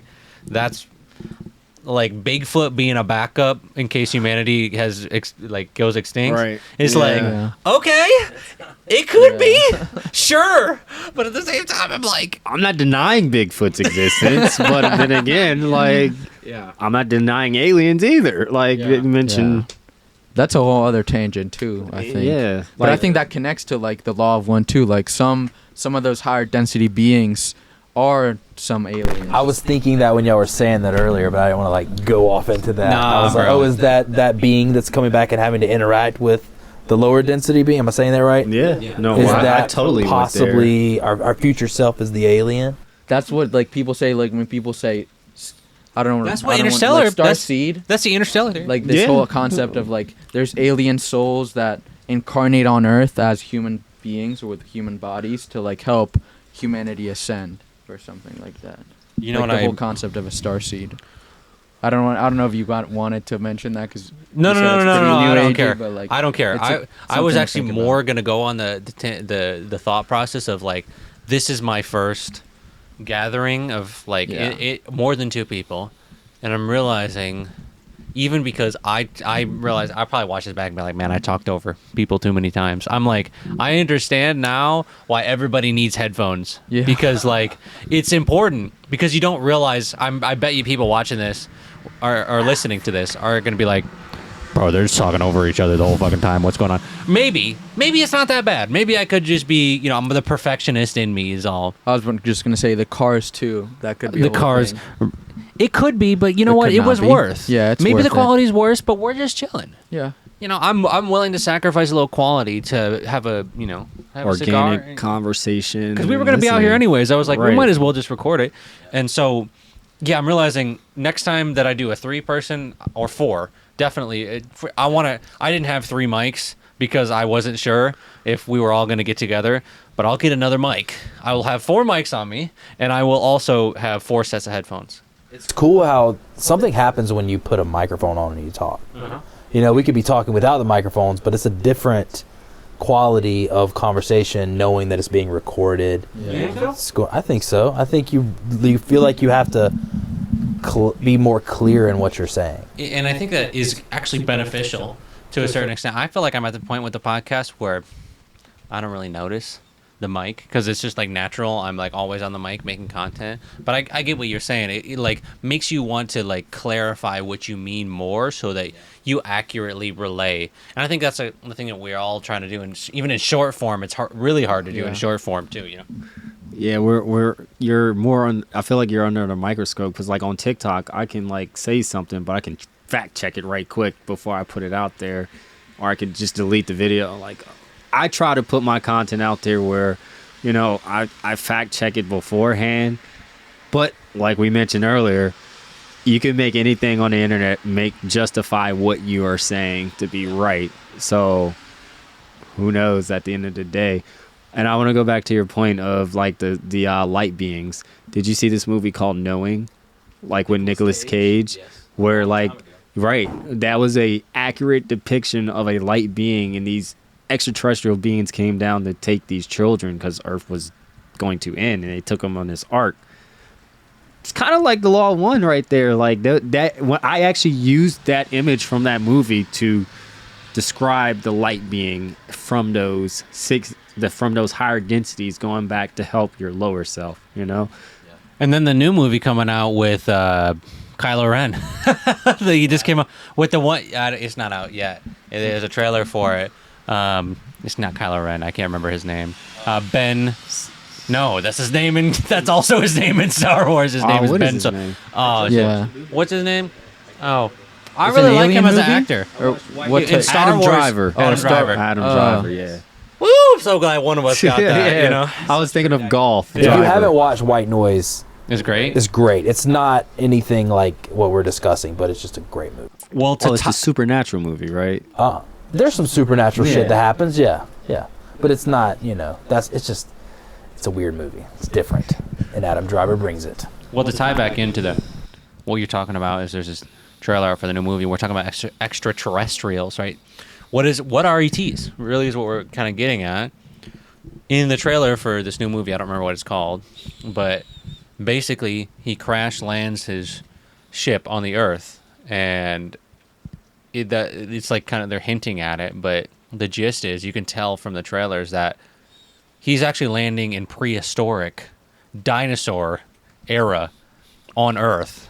And then that begs the question, are humans here because there was an advanced version of humans that came here and crash landed, not on purpose maybe, or on purpose. It could have been seeded, panspermia, there's many different theories, but that could be how humanity started on Earth. There's actually a crash landing of what we see as ETs, which are probably just advanced humans from another civilization. So to lead back to what we were saying, which is why you guys were talking and I was talking over you. I was like, fuck, I messed up. But you guys were talking and I leaned over to you and I said, just like Interstellar, we were talking about ETs could just be future humans.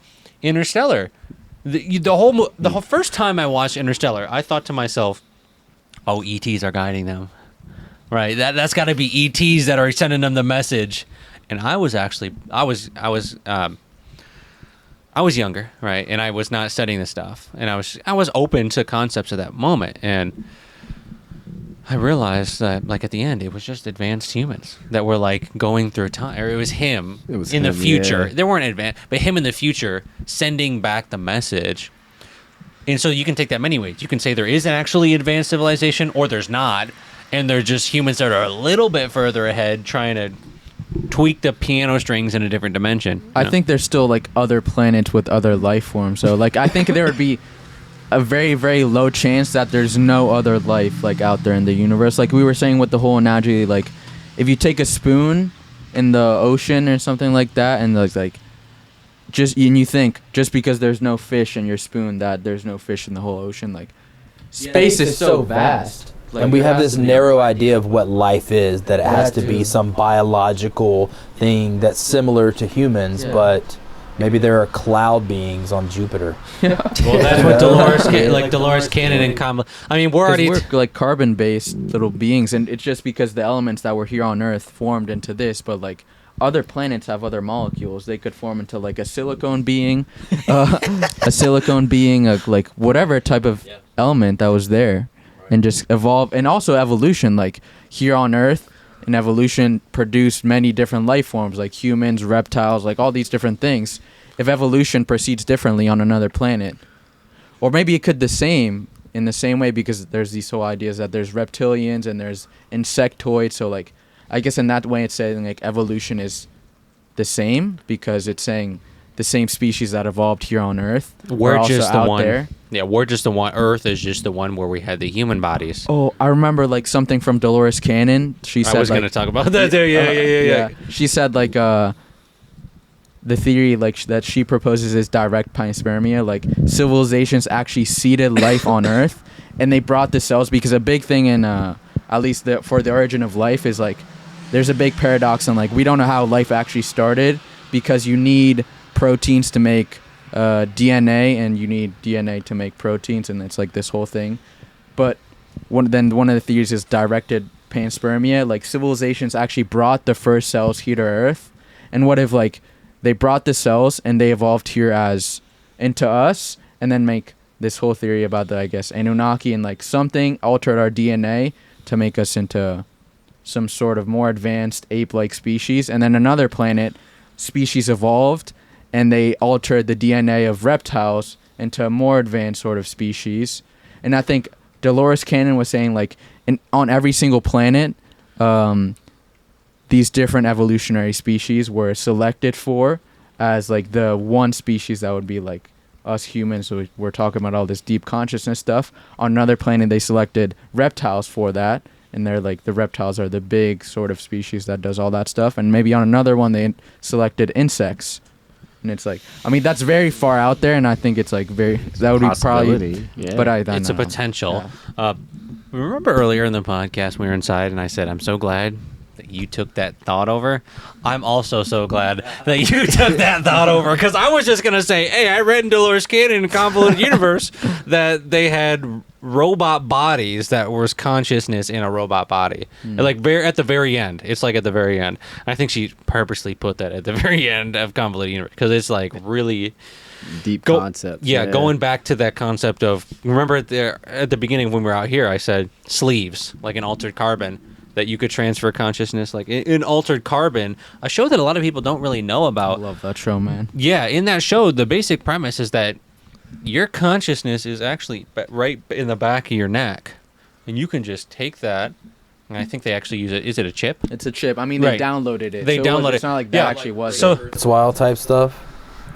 I've never heard of that. But yeah, the basic premise is that what we're dealing with here is that you can download your consciousness. Well, I'm not saying I agree, but you can download your consciousness into a chip, and then you can move that from body to body. And I think even if you think about the Dolores Cannon and what I just talked about, that's kind of what we're saying. And also, it kind of goes against. This is the argument against the soul, in a sense, that the soul can actually be something that is put into a robot body. Well, actually, it's not completely against it, because the soul could still be something that can't be I think there might be a difference between AI and soul. The soul may not follow that, because like if you can move the consciousness, do you move the experience, or if you move the intelligence, whatever that may be, into something else, do you move the ability to experience that, or does it become this cold, lifeless humanoid that seems to be a human, but it actually has no real... It's like you remove everything, like it's no longer like, when you remove the chip, it's no longer like animated, it's like no longer moving. Or like, what are you saying? Like, what part of it do you remove when you remove the Well, chip? like, say that we had the ability to download our consciousness onto a hard drive and implant that into a robot, a humanoid robot that looks like us, talks like us, like passes the Turing test. You can't tell a difference. Does that robot experience, this is back to what we were talking about earlier, does it experience itself the same way that we do as flesh and blood creatures? I think that goes back to like the fundamental question that you might have to come to a decision on to answer that, which would be, can you create a consciousness, or is a soul something that is only divinely created? Or I think divinely sounds really religious. I think it's a tough word to use there, but yeah, or organically, I guess that would kind of work, organically created. But we're actually even jumping even a little bit further and saying, okay, well then can you transfer the soul, if you wanted to, from body to body? Or am I just like stuck in this body? You know what I'm saying? Can I put that on a chip? Can I put a soul on a chip versus can I put an AI on it? Yeah. That's a different. I think what you're saying is like, can AI actually become conscious? Like if it passes the Turing test, is it actually conscious? That's part of it, yeah. But like I think like a big thing for that is like, what is consciousness? If consciousness is just information processing, and we have a computer that can process enough information, it just becomes conscious. It would be because consciousness is just information processing. I think you have to define like, what is consciousness first, or like know what is consciousness first before you can say whether an AI can actually become conscious. Because if consciousness is just information processing and a computer can actually process enough information, or the brain, like neurons flowing around, like all that stuff. I'm not a neuroscientist. Well, no, but that's right. I mean, I don't know about right, but that's a like thing that people talk about. Yeah, is that consciousness is just brain activity. Yeah. How cool is it that all of these things keep coming back to these very fundamental principles, these fundamental questions. Yeah. So, like everything leads back to like, well, what is knowledge? What is existence? You know, it's like you go far out and then you have to return to this. So you guys are instantly making me think of like Avatar, the Matrix, how they plug the plugs back in the back of their head to connect and whatnot. And what I also thought about, like, how many of you seen the movie X-Men Apocalypse, right? You remember in the beginning of the scenes, he's doing a essence transfer. Like, he's doing a... I don't remember that, but I have seen it. That probably was the best part of the movie, where he's literally transferring his essence, his consciousness, into another body because that vessel was too weak. But if you read, like, Thoth in the Emerald Tablets, it talks about this essence transfer, how we transfer how Thoth transferred into Hermes Trismegistus. He was able to reincarnate at will and transfer his essence and consciousness over the millennia. So with being able to do that, like, there's a company, I think it's called 24 and not 23andMe. There's a company that's talking about where their agenda is to be able to, like the movie Avatar, to essentially they want to start off putting soldiers' that's a really good example of this. They want to literally do Avatar. They want to put soldiers' consciousness into an avatar-like body, so the soldier's body can survive. And then when that body is destroyed in battle, his consciousness can easily click back to his main body. Oh my God, this is also bringing up for me Peripheral. Any of you guys see Peripheral? It's one of the most popular shows on Amazon Video right now. It was like an Amazon original.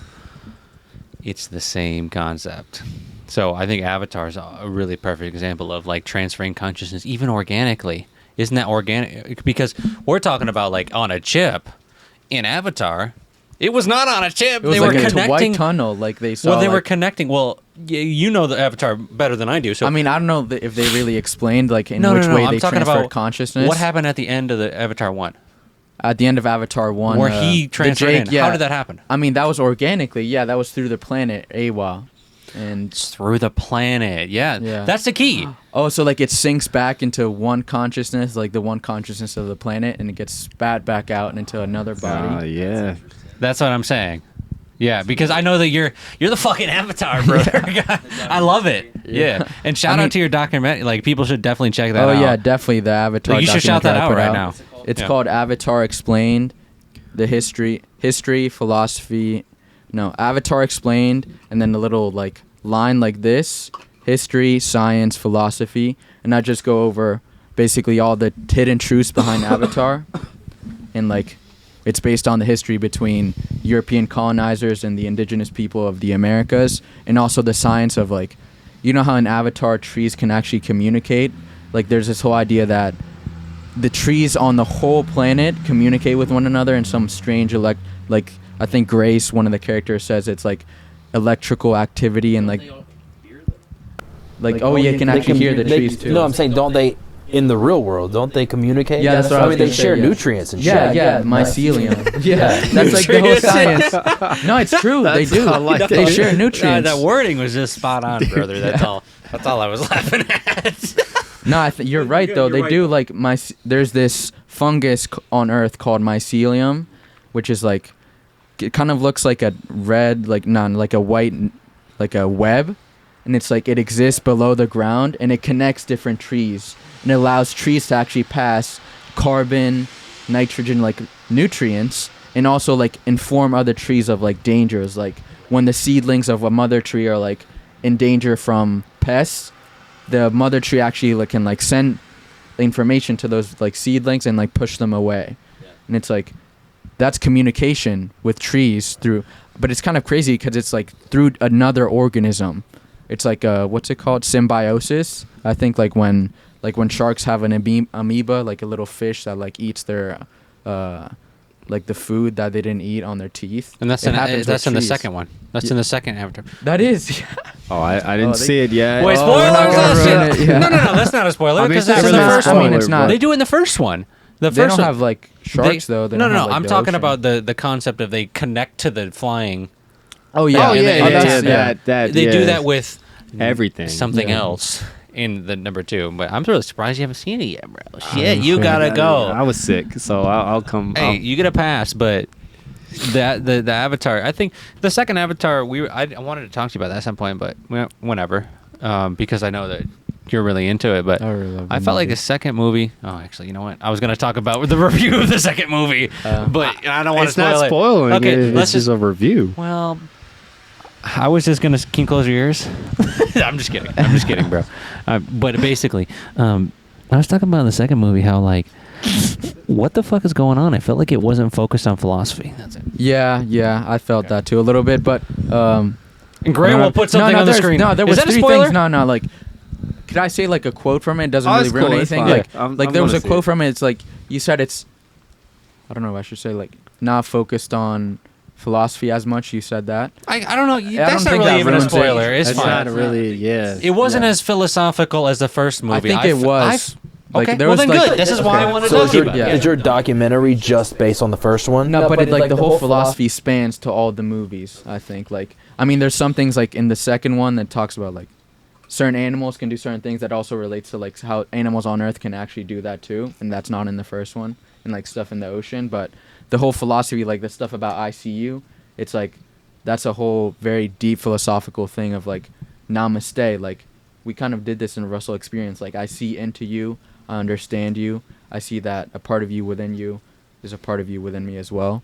Yeah. And it's like this whole other thing too. But what'd you ask again? Oh, like is there... I just felt like in the second movie, it was focused more on... I don't really think it's a spoiler. Characters? You can kind of... say that. No.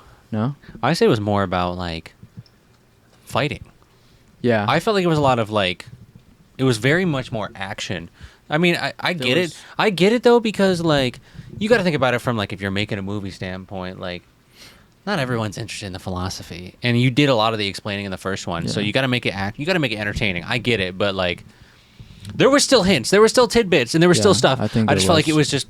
I mean, listen, we're gonna probably do a podcast, me and you, and we'll talk like more about points? Like the actual, like, because I don't want to spoil it, because I kind of already said it. Like when we were in the car, I think, or like sometime like.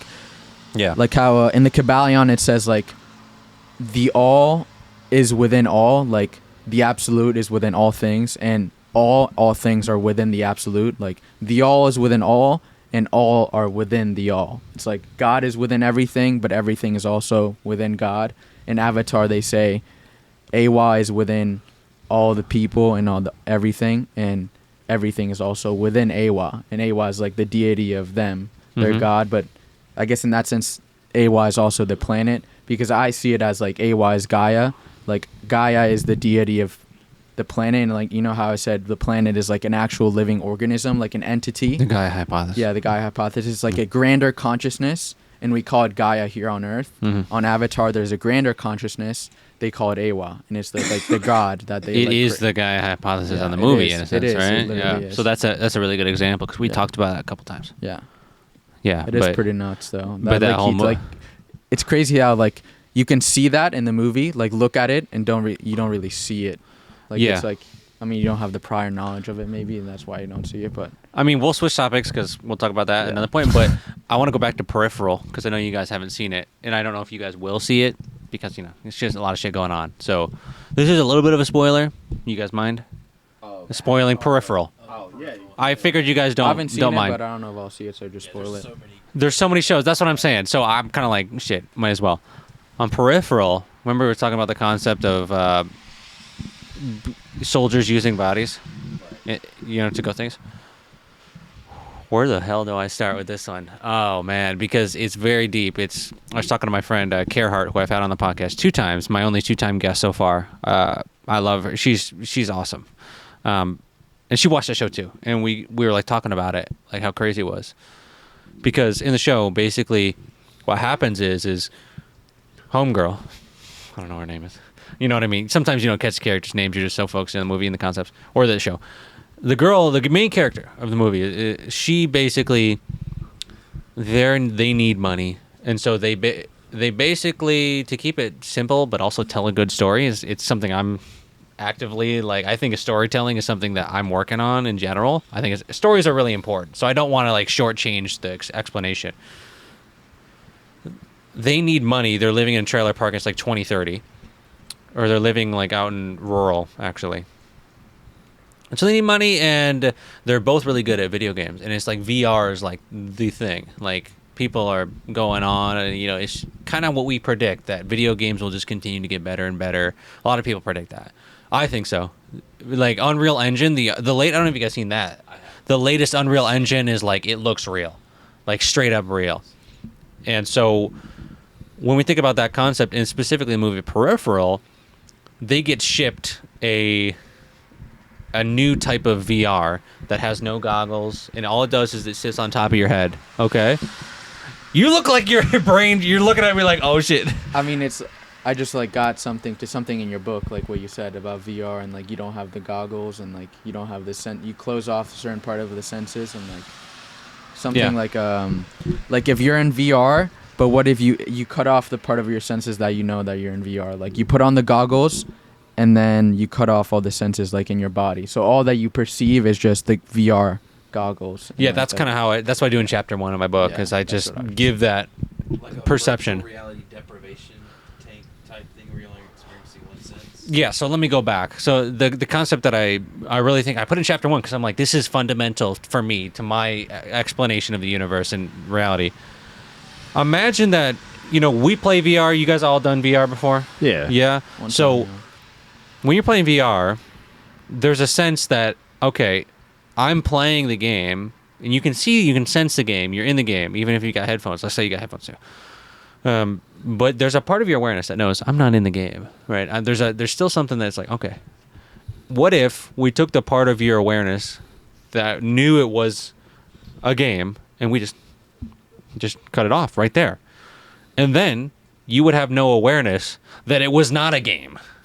So that, I think, is my fundamental kind of statement when I'm saying universe the game, is that maybe what we're experiencing on Earth is a form of all the other senses, because we know, what can we perceive with our senses here? What percent of the electromagnetic spectrum, right? Very little, 0.35 or something. Less than like 1%, right? Yeah. And so it makes sense that maybe all those extra senses are you could say muted or suppressed or taken off in some way, to where we are like Roy and Rick and Morty in a sense, but the way they did it in the show was like, they kind of did it like that.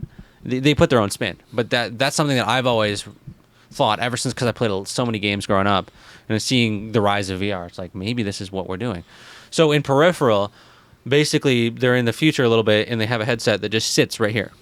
Okay, and they didn't know who sent it, and they said they were going to give him like $400,000 or something just to go in and try it, to beta test it. They were like beta testing this headset. And she goes in and she loads in, and it's like the realest thing ever. Like, and she's like, she has to do missions, and she has to like do like kind of sketchy stuff. And she goes through it, and she realizes, and they're like telling her like what's happening, and they don't give her super instruction, but basically it's like your classic like 007. Like, you go in there and you have to do a bunch of James Bond type stuff. And then she gets out and she realizes at some point that what she's actually in, she's transporting her consciousness into the future. And in the future, she's fighting a war for someone. And it's not a VR headset. She's actually she's actually in what we just called a sleeve, like Altered Carbon. She's in another body, and her consciousness was transferred through an advanced VR headset into a body. And so that's the concept of the show, is that she's actually in the future, and then it gets later into preventing. They're basically trying to change the timeline, in a sense of like, this is what, like, it's a terrible outcome. They know in the future, and there's people that are like disobeying in the future, and they're basically like, we're going to go back and we're going to change. It's a different timeline technically, because when you, like in many worlds, once you change your timeline, you're actually changing like I don't know how to, let me back up a little bit. In many worlds theory, there's multiverse, infinite amount of universes. And one of the interpretations of double slit experiment is that the Copenhagen interpretation, which is that there's actually just one timeline basically, or one thing that's happening, and everything else is just potentials. But the many worlds theory is basically saying that no, every time that you make a decision, it's a different timeline, or it's a different universe in some sense. I don't know if that's exact, but that's at least one interpretation. Maybe that's not many worlds, but that's definitely one of the more popular ones. So that's what they're saying in this show. And it's so wild that we're exploring like the things that people we sit here and talk about. It's like, it's in movies. Like, so many things we talked about today. We're like, oh shit, that's an Avatar. Oh shit, that's in Altered Carbon. Oh shit, that's in the Matrix. It's like it's out there. It's like we're just not being directly told this is the nature of reality, but there's little hints. And that's what I love about Bruno's videos. That's what I love about your videos, is that we do a lot of that stuff where we are like, hey, this is in a movie. Like, I've made so many videos about movies, Soul, Moon Knight. I'm talking about Egyptian. And so I think the more that people start to see, well, it may not be full truth in this, but maybe there's a hint of like what reality actually is in this, like we just talked about with Avatar. So I just thought that was a really interesting concept that was directly related. And I also thought of an interesting question as well. Like, do you think that clones, like, let's say cloning's real, right? Do they have a soul? Like Yeah. You think so? Well, no, I'm saying that's an interesting question. Like, because I've seen this movie. What is the name of it? I don't think so. Just to say. Yeah, same like, in because every popular movie, the clone doesn't have a soul. It's this soulless thing that is often trying to take over the original person's life. So, like, it goes back to what I said about the nature of a soul. I think I don't think it's subjective in the end, but it's subjective. We don't know. Just like we said, I know nothing for sure. So, in my interpretation, I would say that it's not something that can be developed. I mean, what do you think, though? I think they're soulless. Like, you think soulless? Yeah. Like NPC? Would that be an NPC? It would technically be an NPC. Well, now I gotta know, bro. What do you think there are NPCs like in our world right now? Absolutely.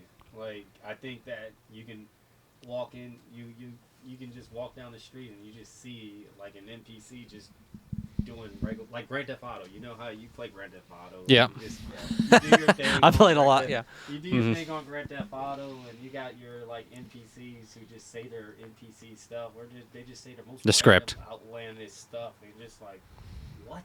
Like, Mhm. what are you doing? Like, they're just doing their thing. And then there's other people that are just walking, and they have no interaction with the world around them. Like, it's like they're just a code in the matrix. Just, you're supposed to do this, and that's it, and that's your only function. Like these cells that we said. They call them background people and background people in Dolores Cannon. That's what she says. Backdrop people is that's the actual correct wording. But to kind of push back, just play kind of advocate here, just for shit's sake. I think a lot of people, when you start to say NPCs, they start to think, well, how do you know that? And then they give the kind of the pushback would be, when you see people as NPCs, do you treat them? How do you treat them? Do you treat them as bots? And what if they're not?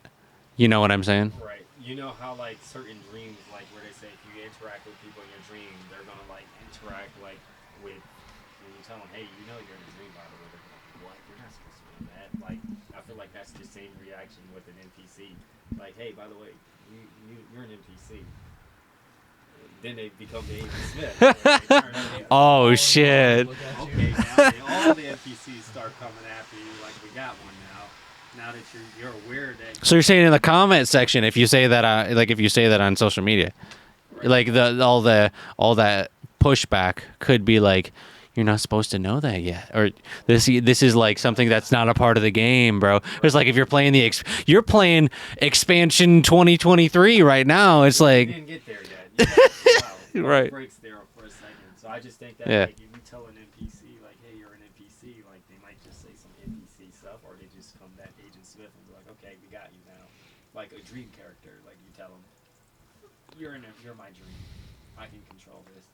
You know, like have you ever talked to a dream person, like someone in your dream? yeah. But here's another question for you though. Of course, nobody wants to be an NPC.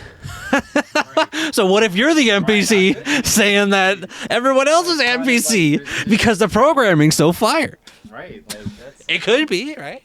Yeah. I've thought before, like, I wonder if other people perceive me how I perceive me. You can just throw that on right now. I wonder if other people perceive me how I perceive myself. And I know there are elements of my character that I can't perceive, that other people see me differently.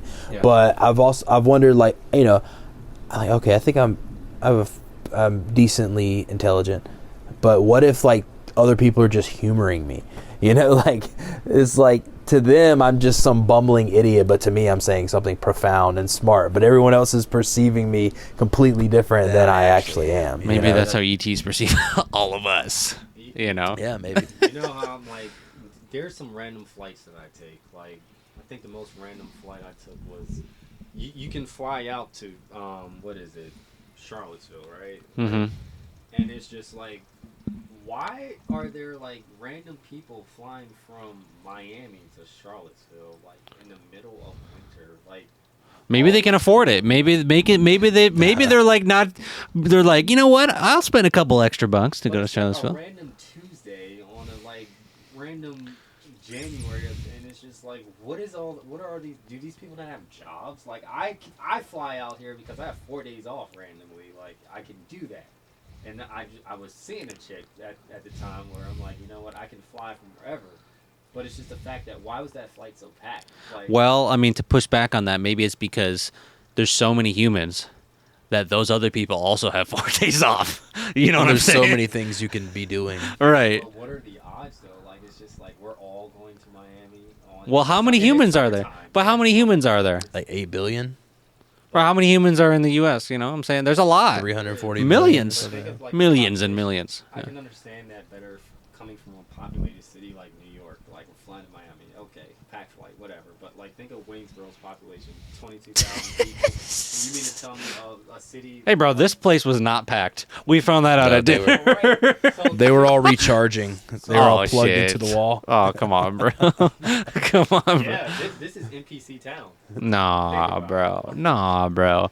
I don't think so. I mean, I like the people. You know, even just because I also think maybe people like living in small towns because they were raised here, they were growing up here. They don't like the city. You know, I've been spending a lot of time in Phoenix, and shit can get overwhelming. You know, and there is some quiet, like, I kind of like enjoy like the break, because Phoenix is, I was telling you guys at dinner, Phoenix is packed. There's so many people there, and there might be something nice about, usually you don't have people talking like this in your backyard. It's pretty quiet, you know what I'm saying, like to our neighbors, but like to just have it be kind of peaceful, and they like that lifestyle. Just like what we talked about earlier with religions, they grow up that way. Why do so many people from my hometown stay there and I didn't? You know, maybe it's just because that's what's comfortable. I think this is leading to a really kind of interesting place where we can think about, why does humanity not evolve? If we contemplate that, that's the thing that we thought about. Why is it that the world is the way that it is? Why do we not have flying cars by now? I mean, that's what a lot of people say, right?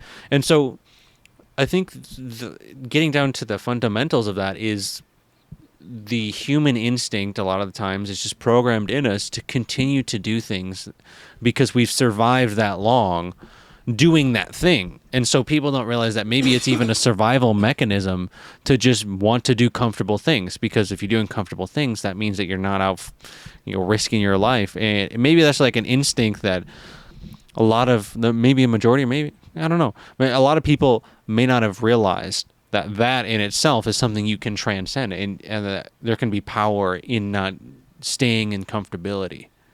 Does that make sense? Yeah. I was just saying, people love familiarity. You know? They love patterns and routines, and then it becomes very hard to break out of those things once you've conditioned yourself, especially over like 60 years. You know, it's like, how can you change now? You're just so set in your ways. And you can't. But there was a lot of older people at the Russell. I was surprised. Man, I had in my group a guy who was a construction worker his whole life. And that's why when they asked me what I thought of, like, we did this exercise where we just basically laid out our life in a timeline today. And, hearing that really kind of opened me up. I don't think that I had a shallow view, but it was just kind of, like I've talked about before today, it was really profound to experience that in person. Like, you can think that, a construction worker can figure out, or not figure out, but like be interested in something that is esoteric, like Walter Russell. Yeah, it doesn't seem like a traditional thing that a construction worker would care about. Exactly. And to not only like intellectually like say that, like, okay, it could be possible, but to actually see it, to see that person, to actually have a conversation with them, and to realize that, like, when she handed me the mic, I said, it doesn't matter how old you are. It doesn't matter what you look like, what job you work. Anyone can truly figure it out, except the NPCs, according to you. That's what I'm saying. I gotta pee, but you know what I'm saying, though? No, really. Like, I know there's a lot of people who, like, you don't really know their story. Like, we can't really judge a book by its cover. Like, and was a big thing about today. Like, when we did do these timelines, I'm like thinking, like, wow, if I ever thought my life was bad, I was wrong, because like there are people who had it way worse, and then they overcome it, and it's just a good testament to show, like, it's not always dark, and when you're in your darkest spot, like, you see people who, like Eddie, for example, he had a pretty rough life, and it was just like, dang.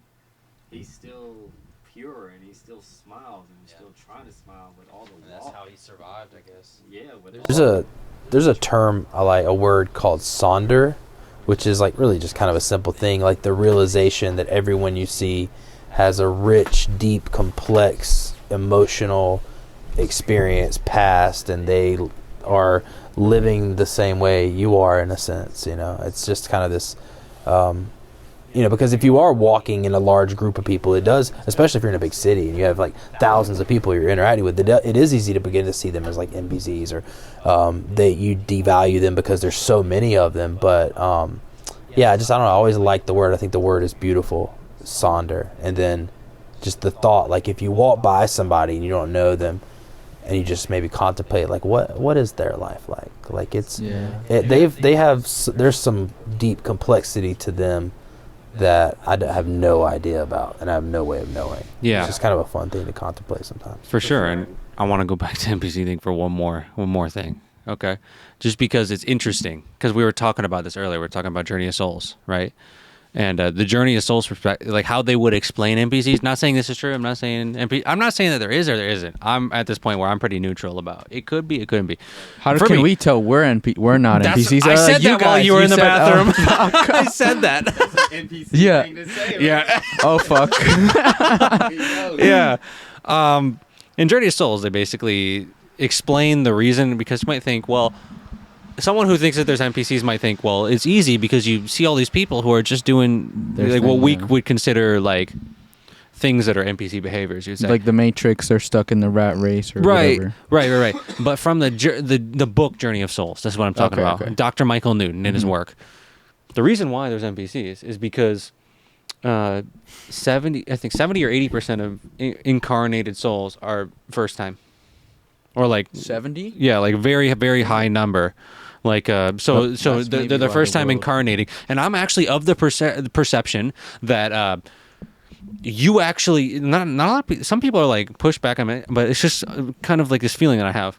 There is something that you bring by incarnating more. You get some sort of trait, or maybe some sort of addition to someone who hasn't played the game, in a sense, you're a gamer, as much as you. So when we say, and I'm not saying that that's an ego superiority thing. I'm saying maybe that's a structure of the game. And if that is a structure of the game, then like you're thinking, well, this is NPC behavior. Well, in Journey of Souls, they're just souls that have never done it before, so they think that's what that's what they feel, and maybe they haven't incarnated enough to have that understanding, or maybe that kind of feeling, that gut feeling, or maybe the inclination that there's more. I think that was a great point.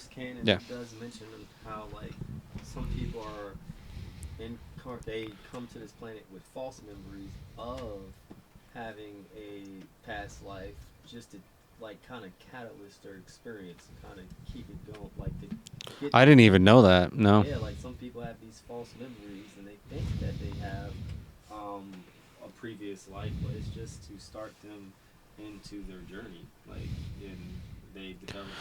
That goes back to what we were saying earlier. Can you just be implanted? Like, what did we say that in this podcast? I think we in say the it in the car last or something. Okay, well, you could just be implanted memories. Yeah, I think we said it this one.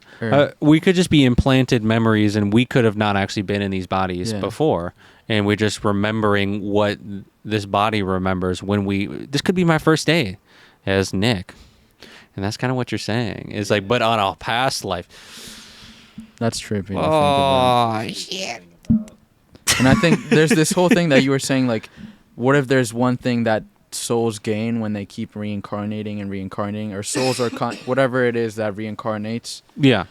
The one, like you're saying, what if there's a trait that as they keep reincarnating, they like gain something? You didn't want to say like some sort of like ego or something like that, but I think it's like a remembrance. Like you start remembering like these higher forms of knowledge, maybe like you start researching into these things, and like you start seeing the world in a different way than what most people see it as. And like maybe you start thinking about reincarnation itself, and you're like, you go through the cycle so much that it like shocks you back into remembering what you knew before you went into the cycle of reincarnation, if reincarnation is actually a thing.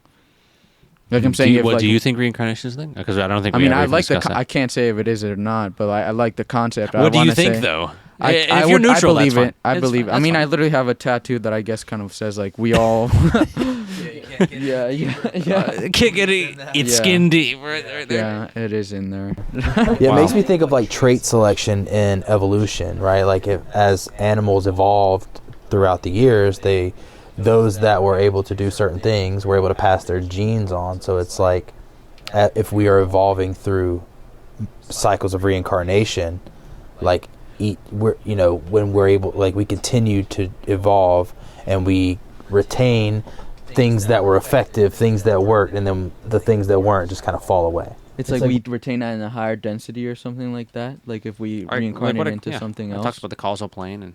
Okay, yeah, I guess. Yeah. I'm not that familiar with the density stuff. Yeah, but I think that's a great point. Like whatever we do gain, like in a good way or whatever, we retain that into like a next reincarnation maybe, or like something. Build on it, like Jeet Kune Do, Bruce Lee's martial arts philosophy is like, he studied all these different arts and he didn't focus just on Wing Chun, just on Kung Fu, just on Jiu-Jitsu. He would take the different elements of what worked and discard the rest, what didn't work, and discard it. And maybe that's part of what this journey is about, like integrating what works and discarding what doesn't. And then we just keep going until, I guess, we get it. And is that just enlightenment? I guess. I don't know. Transcendence to illumination, all the words that kind of seem to mean the same thing until we move to the next level of density, I guess. Satori. Again, I'm not that familiar with that. Yeah, that makes sense. But I think that's a great idea. Yeah, it feels good. Yeah, like I definitely I felt like a deeper sense of resonance. It's like you're doing this like spiritual mastery over eons and forever and eternity. And I think that might even be a good place to end it. Yeah. Yes. You picked up my mind because I was like, I think it's time for bed. It's also it is. We've been going for like almost 2:22. It's 2:22 right now. On the voice. On the voice part. 2 hours 22 minutes. Perfect time. Yeah. All right, fellas. And then it's gonna get. Thanks for coming out. Thanks for hanging with me. And I think it was a great episode. This is by far my favorite episode I've ever done a University Game. Let's go. Yeah, and I love the name of your podcast, by the way. That's really cool. Thanks, man. Yeah, it sounds like a fun experience, and it was. Yeah. So, all right. Well, let's kind of go one by one. I just want people where they can find you and kind of connect with what you're doing, because I know that's what I would want if I watch this. I'm like, I want to know what else everybody's saying. So if you want to start out, hey, we can go either end, whatever. Yeah, Ink Scribe on TikTok or Twitter. And all of these will be in the description in the order we go. Okay. Yeah. Indigo Bruno on YouTube, Instagram, and TikTok. You look right in the camera, bro. He's like, I'm right fucking here. You want to follow me? And then my documentary on YouTube. If you guys want to check more about the Avatar stuff. And you got a lot of other stuff in the book when it comes out. I'm working on the book. I'll shout out your book, bro, all day. Your book is going to be fantastic. I can't wait to read it and to see the impact that it makes, I can't wait either. I'm hopeful that it will come out and that it will impact a lot of people. It's inevitable. Yeah, we are. Yeah, it's done for sure. But whenever that does come out, I'll actually come back to the podcast and I'll link your book. Wait, so let me, we'll keep in touch so that'll actually be in the description. So if you want to get Bruno's book, and we're bringing that in. It's down below, or in the show notes if you're just listening on Spotify or Apple Podcasts. So go ahead, bro.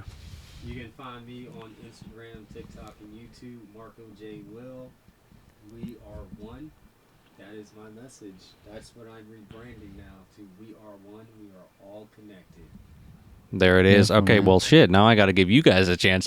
This is good because you actually reminded me. Most podcasts I try to end with this one thing, this one question. So we kind of did a little bit backwards because then I go over this first, but I just want to get this in just because. So we'll go one by one. So for you, let's pretend let's not pretend. Let's actually say that this happened, okay? And I try and do it different for each person.